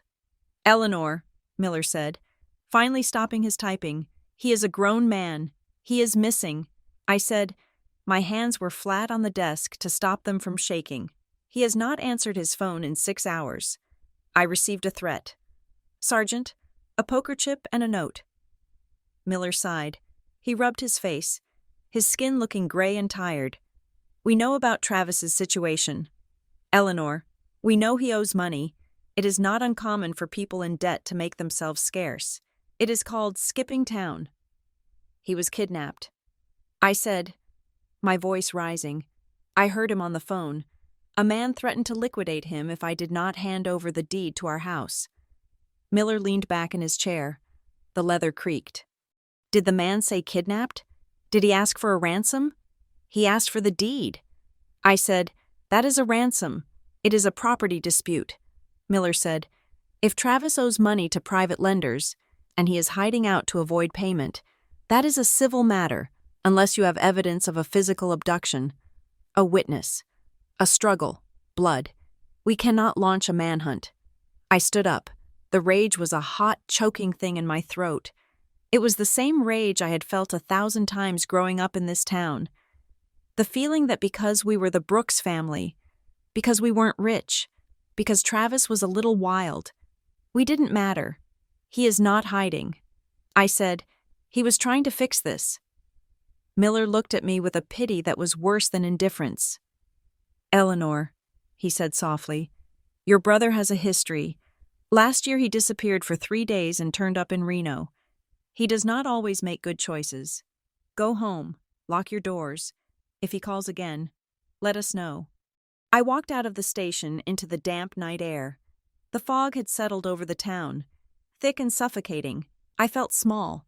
I felt like the little girl who couldn't stop the other kids from throwing rocks at her brother. But I wasn't a little girl anymore. I drove back to the house. Nina and Mara were waiting in the living room. Mara had her laptop open, the blue light illuminating her exhausted face. They would not take a report? Mara asked as I walked in. They think he skipped. I said, they think it is just Travis being Travis. Mara slammed the laptop lid shut. Then we do it ourselves, she said. She opened a folder on the coffee table. I have been tracking his accounts, she said. Since you authorized the emergency trace, look at this. She turned the laptop toward me. It showed a bank statement. There was a withdrawal, $300, from an ATM at a gas station on the interstate, 10 miles north of town. Timestamp? I asked. 1 hour ago, Mara said. My heart leaped. He is alive. I said, he is running. Mara shook her head grimly. Look at the location. Eleanor, it is the Chevron station, the one with the broken camera. And look at the amount, $300. That is the daily maximum for a cash withdrawal on a flagged account. So if Travis was running, he would have drained it before the flag went up, Mara said. Or he would have gone to a branch. This looks like someone stopping at a machine, forcing a pin, and taking what they can get. It is a coercion pattern. Nina spoke up from the armchair. She was holding a stack of papers she had printed from the thumb drive. It is not just coercion, she said. It is an ecosystem. What do you mean? I asked. I ran the Caspian Street Syndicate, Nina said. Travis said they were sports investors. They are not. They are a holding company registered in Nevada. And I started mapping their subsidiaries. She said, they own a collection agency, a payday loan franchise, and a construction equipment leasing firm. She held up a piece of paper. It was a flowchart. Guess who leases all their bulldozers from Caspian Equipment Services? She asked. I stared at the chart. At the bottom, connected by a thick black line, was a logo I saw on signs all over town. Vaughn Ridge Development, Cal Vaughn. I whispered, he is not just buying the debt, Nina said. He is the bank. He is lending money through shell companies to people he wants to squeeze, and then using the leverage to seize their assets. He lent the money to Travis. I said, realizing the horror of the trap. He knew Travis had a gambling problem. He probably encouraged it. He fed him the line of credit, let him dig the hole, and then waited for Dad to die so he could kick the ladder away. It is predatory lending on a corporate scale, Mara said, but proving it in court takes years. We have 48 hours. I stood up. I couldn't sit still. I need to find him. I said, where? Mara asked. Harbor Light, I said. Why Harbor Light? Because Dad was the ghost of Harbor Light, I said. And Renee Calder knows more than she is saying. If Cal is the bank, Renee is the teller. I drove to the Harbor Light Community Fund office. It was 4 a.m. The building was dark. But there was a single car in the lot, a silver sedan, Renee's car. I banged on the front door. "Renee!" I shouted. "I know you are in there." I pounded until my fist hurt. Finally, the lights came on. Renee opened the door. She looked wrecked. Her eyes were swollen. Her cardigan buttoned wrong. "Eleanor," she said, her voice trembling. "Go away, please. Where is he?" I demanded, pushing past her into the foyer. "I do not know," she said. "Do not lie to me." I spun around to face her. "My brother is missing. Cal Vaughn has him, and you are sitting here crying because you know you helped him do it." Renee collapsed onto a bench. She put her face in her hands. "It wasn't supposed to be like this," she sobbed. "Cal promised." "Promised what?" I asked. Standing over her, "He promised he would fix the debt," she said. "He said Travis was in trouble with bad people. He said if we could just get the title cleared, if we could just secure the land for the grant, he would pay off the syndicate. He said he was saving your family. He is the syndicate." "Renee!" I shouted. "He is the one holding the debt." Renee looked up, her face pale with shock. "No," she whispered. "That is not possible. He is a community leader. He is a shark." I said, "And you fed my brother to him." I paced the small room. "Did Travis come here?" I asked. "Before he disappeared?" Renee nodded slowly. "Yesterday afternoon," she said. "He came to see me. He was frantic. He said he needed to find the donor list. He said he needed to prove Dad had the money. And what did you do?" I told him I couldn't help him. She said, "I told him the records were sealed. Cal called me while Travis was here. He told me to keep him talking." "And then?" "Then a car pulled up," Renee said. "A dark SUV. Travis saw it and ran out the back door, toward the garden shed. I turned and ran out the back door. The backyard of the Harbor Light office was a large, overgrown garden. In the corner was an old potting shed, covered in ivy. I ran to it. The door was unlocked. I pulled out my phone and used the flashlight. The shed was full of rakes and bags of mulch. I scanned the floor. There, wedged behind a stack of terracotta pots, was something dark. I pulled it out. It was a denim jacket, Travis's jacket, the one he had been wearing when he left the house. He had ditched it, or he had been grabbed here. I patted the pockets. Empty. I checked the inside breast pocket. My fingers brushed against paper. I pulled it out. It was a receipt from the hardware store, crumpled into a ball. I smoothed it out. On the back, scrawled in charcoal, probably from a piece of drawing charcoal from the art supplies in the shed, was a message. "Ellie, if they call, do not answer. Tell Mara it is not what I told you. The debt wasn't a game. I signed the first paper at the hospital." I stared at the words. "I signed the first paper at the hospital." The hospital? Dad was in the hospital for 3 weeks before he died. Travis had spent every night there. I felt a cold realization wash over me. Travis hadn't been gambling at a casino. He hadn't been betting on sports. He had been borrowing money to pay for something at the hospital, or he had been coerced while he was vulnerable, sitting by our dying father's bedside. The debt wasn't a game. I clutched the jacket to my chest. He had lied to me. He had told me it was gambling because gambling was his known flaw. It was the story everyone would believe. Travis the screw-up, Travis the addict. But if he signed the paper at the hospital, he wasn't being reckless. He was being desperate. My anger at him evaporated, replaced by a grief so heavy it almost knocked me to my knees. He had been carrying this alone. He had let me yell at him, let the town judge him, let me believe he was flushing our inheritance away, all to hide the fact that he had been targeted while he was grieving. I walked back into the office. Renee was still sitting on the bench. I held up the jacket.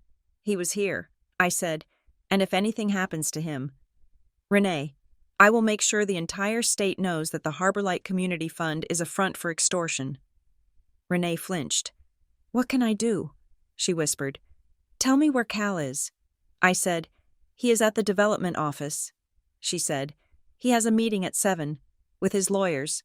I left her there and drove back to Mara's. It was dawn now. The sky was a bruised purple over the mountains. I threw the jacket on Mara's desk. "Read the note," I said. Mara read it. Her eyes widened. "The hospital," she said. "He didn't gamble it away," I said. "They cornered him. Maybe they offered to pay for experimental treatment for Dad. Maybe they just threatened him. But he signed the contract under duress. That makes the debt invalid." Mara said, "If we can prove coercion, we need evidence." I said. Mara turned to her computer. "I have something." She said, "The judge granted the motion to compel Northline's communications at 4 a.m. The documents just came through." She clicked open a file. "Look at this email chain," she said. It was a conversation between Dylan Marrow and an email address. SKETTER88 protonmail.com. Subject: The Brooks parcel. Marrow: "The sister is blocking the consent. We need to apply pressure." Ketter: "Proceed with the secondary protocol. Leverage the hospital signature. The executor is weak. Use the identity theft angle if necessary to access the documents." Marrow: "Understood. What about the notary stamp?"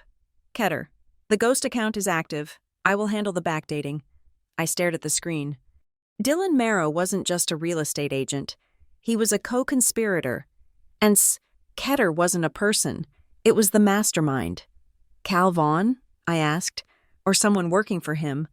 Mara said, "But this links Northline directly to the fraud." My phone rang. It was a local number, the receptionist at Vaughn Ridge Development. "Ms. Brooks," the woman said, her voice bright and cheery. "Mr. Vaughn would like to invite you to a settlement meeting this morning. 8 o'clock. He believes he has a solution that will benefit everyone." I looked at Mara. She nodded. "I will be there," I said. I went home to shower and change. I put on my best suit, the one I used for boardroom presentations in Seattle. I pulled my hair back tight. I needed armor. I drove to the Vaughn Ridge offices. It was a glass and steel building that looked out of place in Winding Ridge, like a spaceship landed in a cornfield. Cal Vaughn was waiting for me in a conference room with a view of the valley. He was alone. "Eleanor," he said, standing up. "Coffee?" "No, thank you," I said. "Where is my brother?" Cal sat down. He looked relaxed, confident. "Travis is safe," he said.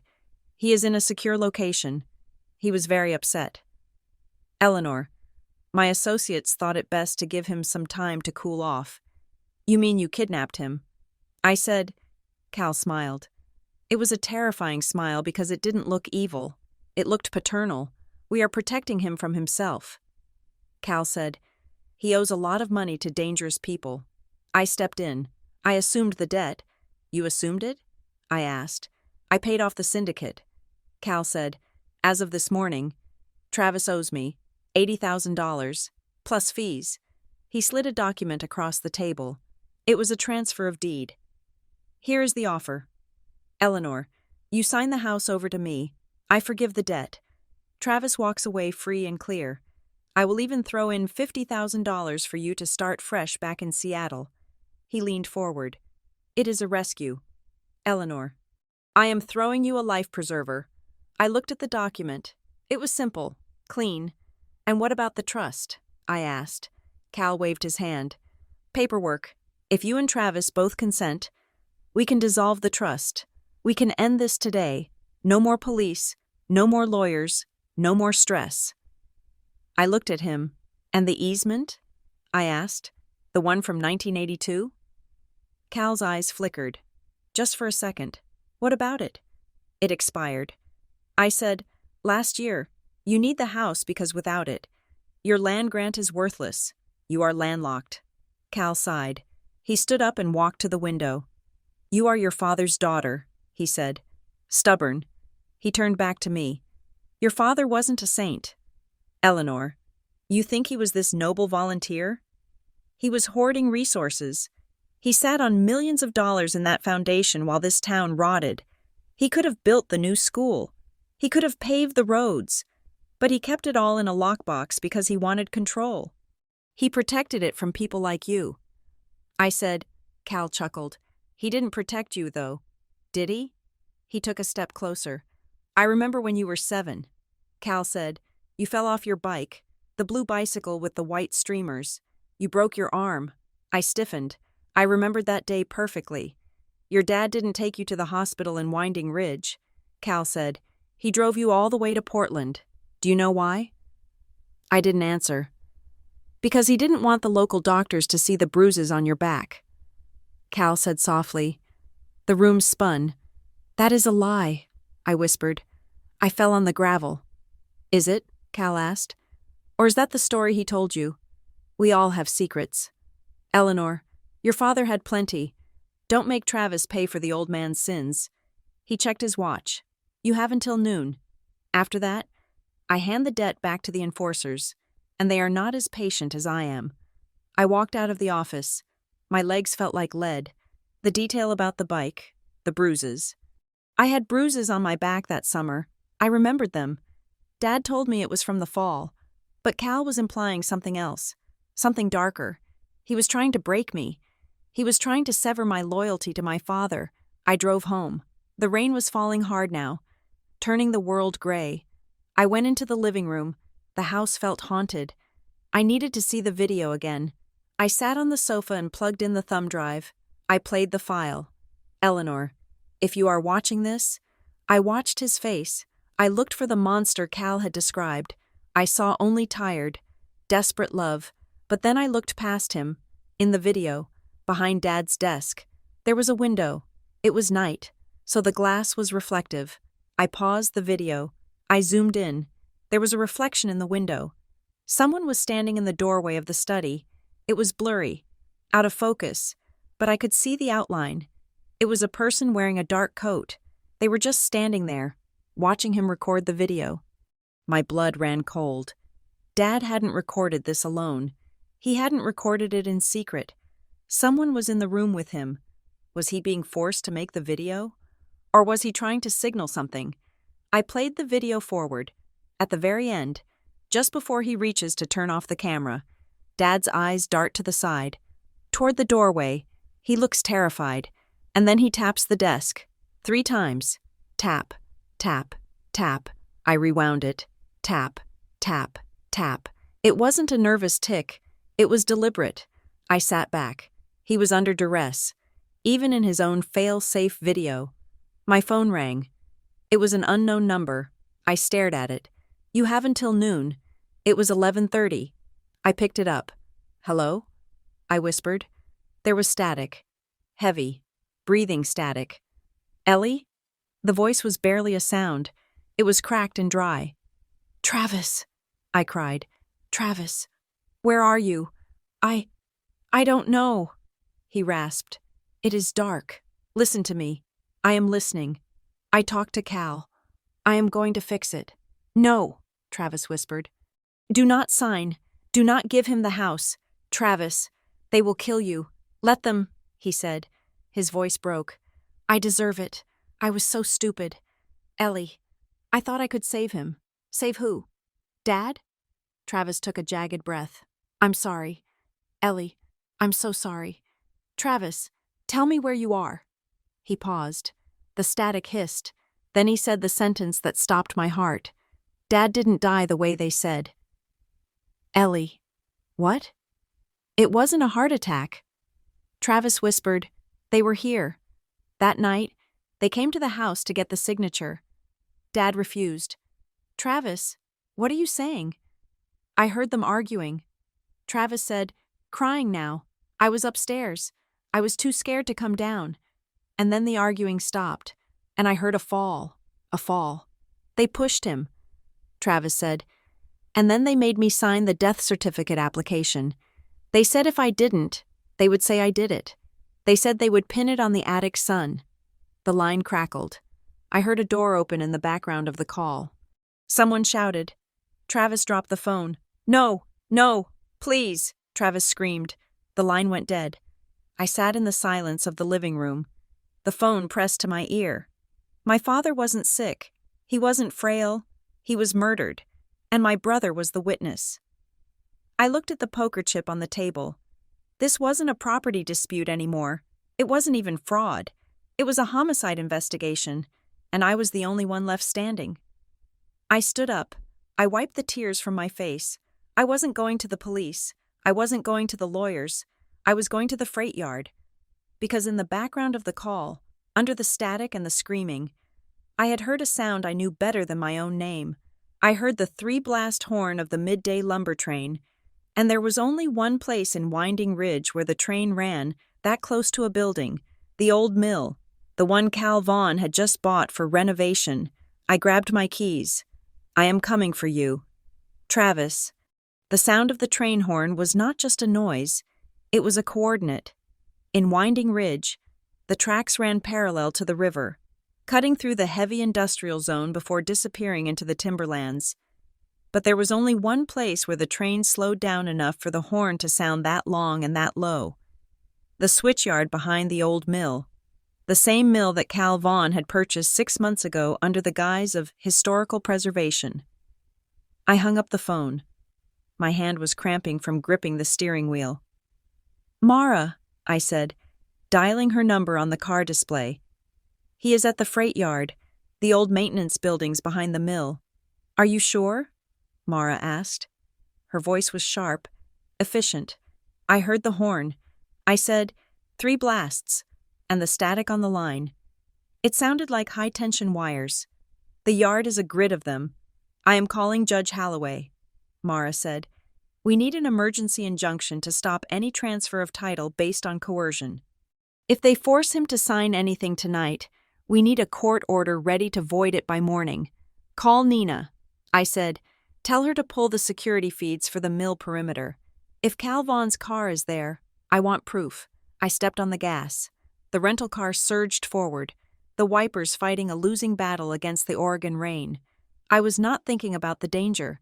I was not thinking about the fact that I was an unarmed project manager driving into a potential hostage situation. I was thinking about my brother's voice.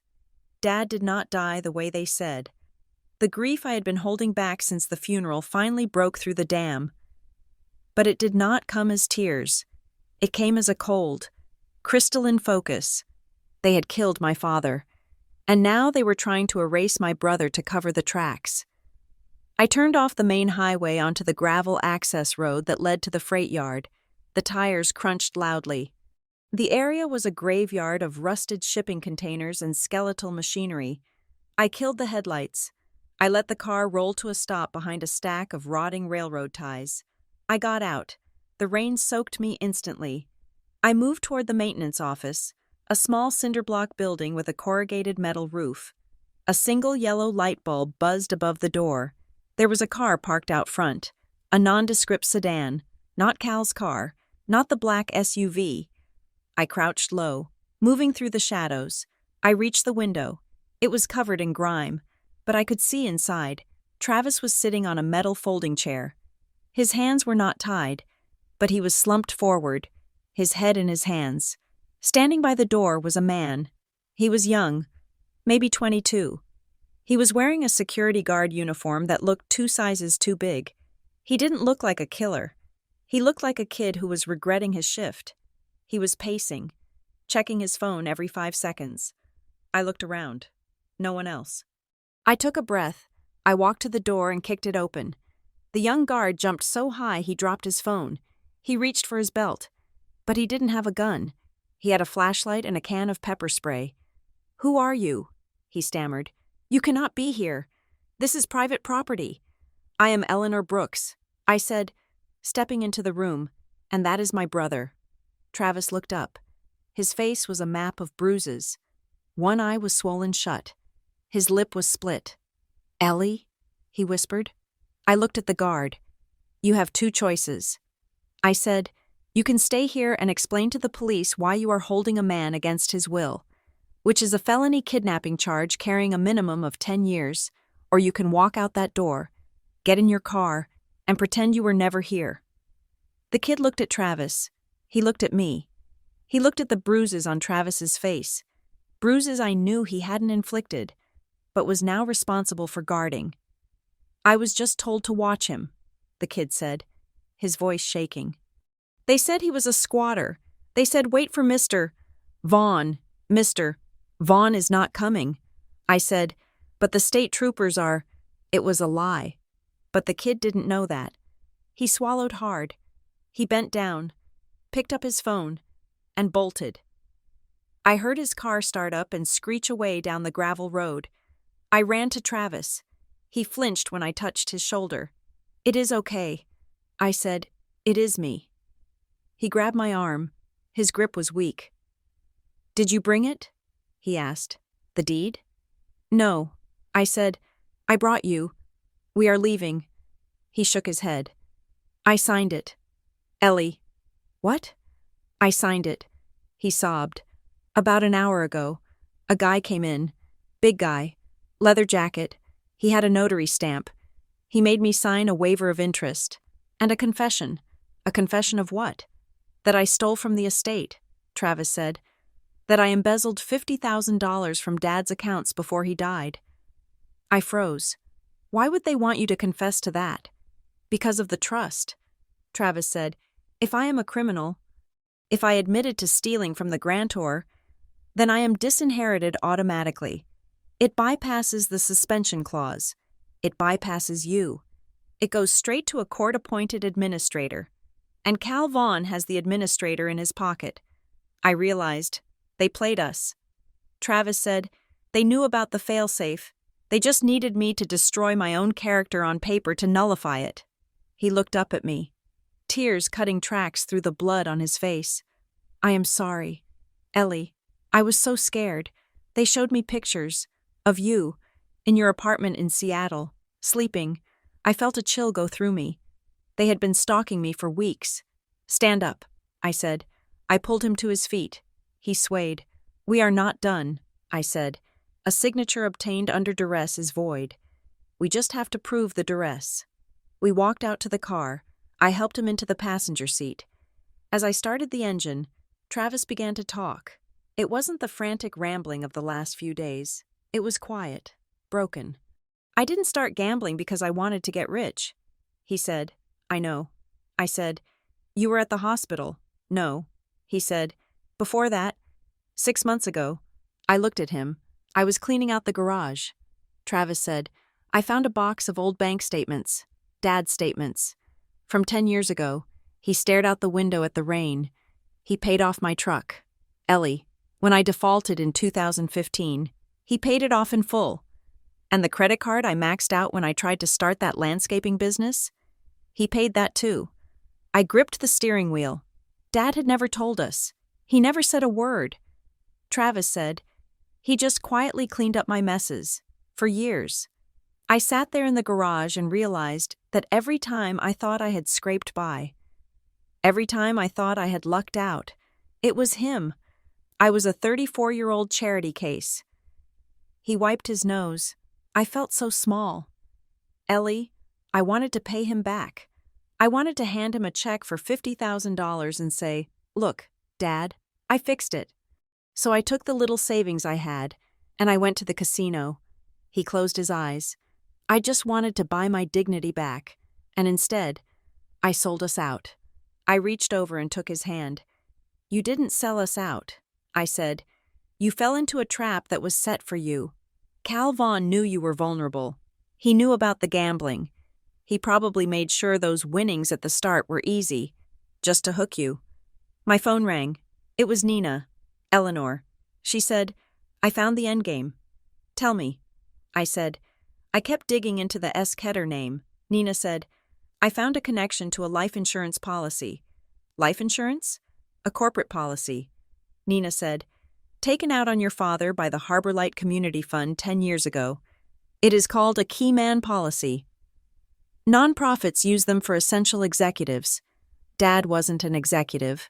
I said, he was a volunteer. The policy lists him as a founding director.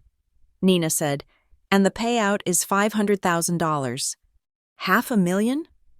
But here's the kicker, Nina said. The beneficiary isn't Harbor Light directly. The beneficiary is a separate entity called the Ridgecrest Initiative. Let me guess. I said, Cal Vaughn controls Ridgecrest. He is the registered agent, Nina said. But the policy has a condition. The payout is only released if the Harbor Light campus project is active and solvent within 30 days of the death. I slammed on the brakes at a stop sign. If the house doesn't sell, I said, realizing the mechanics of the scheme. The campus project is dead. The land is landlocked. And if the project is dead, Nina said, the insurance policy doesn't pay out. That is why they are rushing. I said, that is why 48 hours mattered. It wasn't about Travis's debt. It was about the insurance deadline. They need the house to trigger the land deal to unlock the $500,000 death benefit. They killed him for the insurance money. I whispered, "What?" Nina asked. "I will explain later." I said, "Meet me at the courthouse. Mara says the hearing is at 9. We are going to burn them down." The Cedar County Probate Court was a building made of sandstone and judgment.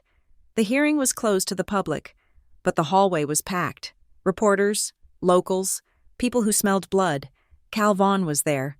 He stood near the double doors, flanked by 3 lawyers in expensive suits. He looked impeccable. He nodded at me when I walked in. A gesture of supreme condescension. Then he saw Travis. Travis was limping. His face was a swollen wreck. I had refused to let him clean up. I wanted the judge to see exactly what negotiation looked like. Cal's smile faltered. We walked into the courtroom. The air was stale. Judge Holloway sat on the bench, looking over his spectacles. "Ms. Hensley," the judge said, "you filed a motion to freeze the estate assets alleging criminal fraud and coercion. That is a high bar. We have the evidence." "Your Honor," Mara said. "Mr." Vaughn's lead attorney stood up. "Your Honor, this is a desperate attempt by a disgruntled heir to block a legitimate sale. Mr. Travis Brooks has signed a confession admitting to embezzlement. He has waived his rights. The estate is insolvent. We have a buyer ready to close. Delaying this causes irreparable harm to the creditors." He pointed at me. "Ms. Eleanor Brooks is acting out of emotion. She is controlling her brother, who is clearly unstable." I stood up. "I am not controlling him," I said. "I am keeping him alive." "Ms. Brooks, sit down," the judge warned. I walked to the table. I plugged in the thumb drive. "Your Honor," I said, "I would like to submit 2 pieces of evidence. Exhibit A is a video testimony from the deceased, James Brooks. Exhibit B is a notarized affidavit from Mr. Travis Brooks, signed this morning, detailing his abduction and torture at the hands of Mr. Vaughn's associates." "Torture?" The opposing lawyer scoffed. "That is a fabrication." I hit play on the laptop. My father's face filled the monitors in the courtroom. "They are using Travis. I think they hooked him. The money did not come from a grant. It came from me." The courtroom went silent. Then I pulled out the papers Nina had printed. "And this, Your Honor, is the insurance policy. A policy that pays Cal Vaughn $500,000 only if this court approves the sale of my father's home. A policy that gives Mr. Vaughn a direct financial motive to hasten my father's death and force this sale." Cal's lawyer jumped up. "Objection. This is speculation." I pointed to the back of the room. "And that man," I said, pointing to Cal Vaughn, "created a fake notary identity, Sage Ketter, to forge the original easement documents. We have the business registration records proving the address is a vacant warehouse." The judge looked at Cal Vaughn. Cal was staring straight ahead, his jaw tight. Judge Holloway picked up the papers. He read them slowly. He looked at the photo of Travis's face that Mara had submitted. "I am granting the temporary injunction," the judge said. "The sale is blocked. The executor powers of Travis Brooks are suspended pending a full criminal investigation into these allegations of fraud and assault." He banged the gavel. "This court will also be referring the matter of the Sage Ketter notary stamp to the district attorney's office." Cal Vaughn stood up and walked out of the courtroom without looking back. His lawyers scrambled to follow him. We had won, but as the adrenaline faded, I realized it was a narrow victory. We had stopped the sale, but Cal was still free. The syndicate was still out there. We walked out onto the courthouse steps. The rain had stopped. Reporters swarmed us. Microphones were shoved in my face. Eleanor, is it true your father was a millionaire? Travis, did you really embezzle the money? Is Cal Vaughn under investigation? I started to push through them, but Travis stopped. He let go of my arm. He stood on the top step, his bruised face exposed to the cameras. My name is Travis Brooks, he said. His voice was raspy, but loud. The reporters quieted down. I am a gambling addict, Travis said. I made mistakes. I hurt my family, but I did not steal from my father, and I did not sell our home. He looked directly into the lens of a local news camera. My father, James Brooks, was the anonymous donor behind the Harbor Light Fund. He spent his life giving to this town, and the people who run this town killed him for it. The crowd gasped. We are not going anywhere, Travis said. We are staying in our home, and we are going to finish what he started. He turned to me. Let's go home. Ellie? We drove back to the house in silence, but it was a comfortable silence. The tension that had defined our relationship for 20 years, the judgment, the shame, was gone. We were just two soldiers who had survived the first battle. I pulled into the driveway. There was something on the windshield of my rental car, a white envelope. I got out and grabbed it. It was dry. It had been placed there recently. I opened it. Inside was a photocopy of a document. Certificate of death. James Brooks. There was a red circle drawn around one specific field. Time of death. 2300 hours. I stared at it. Dad had died at the hospital. The official report said he died in his sleep. But next to the circle, someone had written a note in blue ink. The telemetry monitors were turned off at 2100 hours. 2 hours missing. I looked up at the street. It was empty. Travis had said he heard them arguing at the house, but the hospital said he died in his bed. The timeline didn't match. If the monitors were turned off at 9, and he was declared dead at 11, where was he for those 2 hours? Was he taken from the hospital? Was he brought back to the house to sign the papers?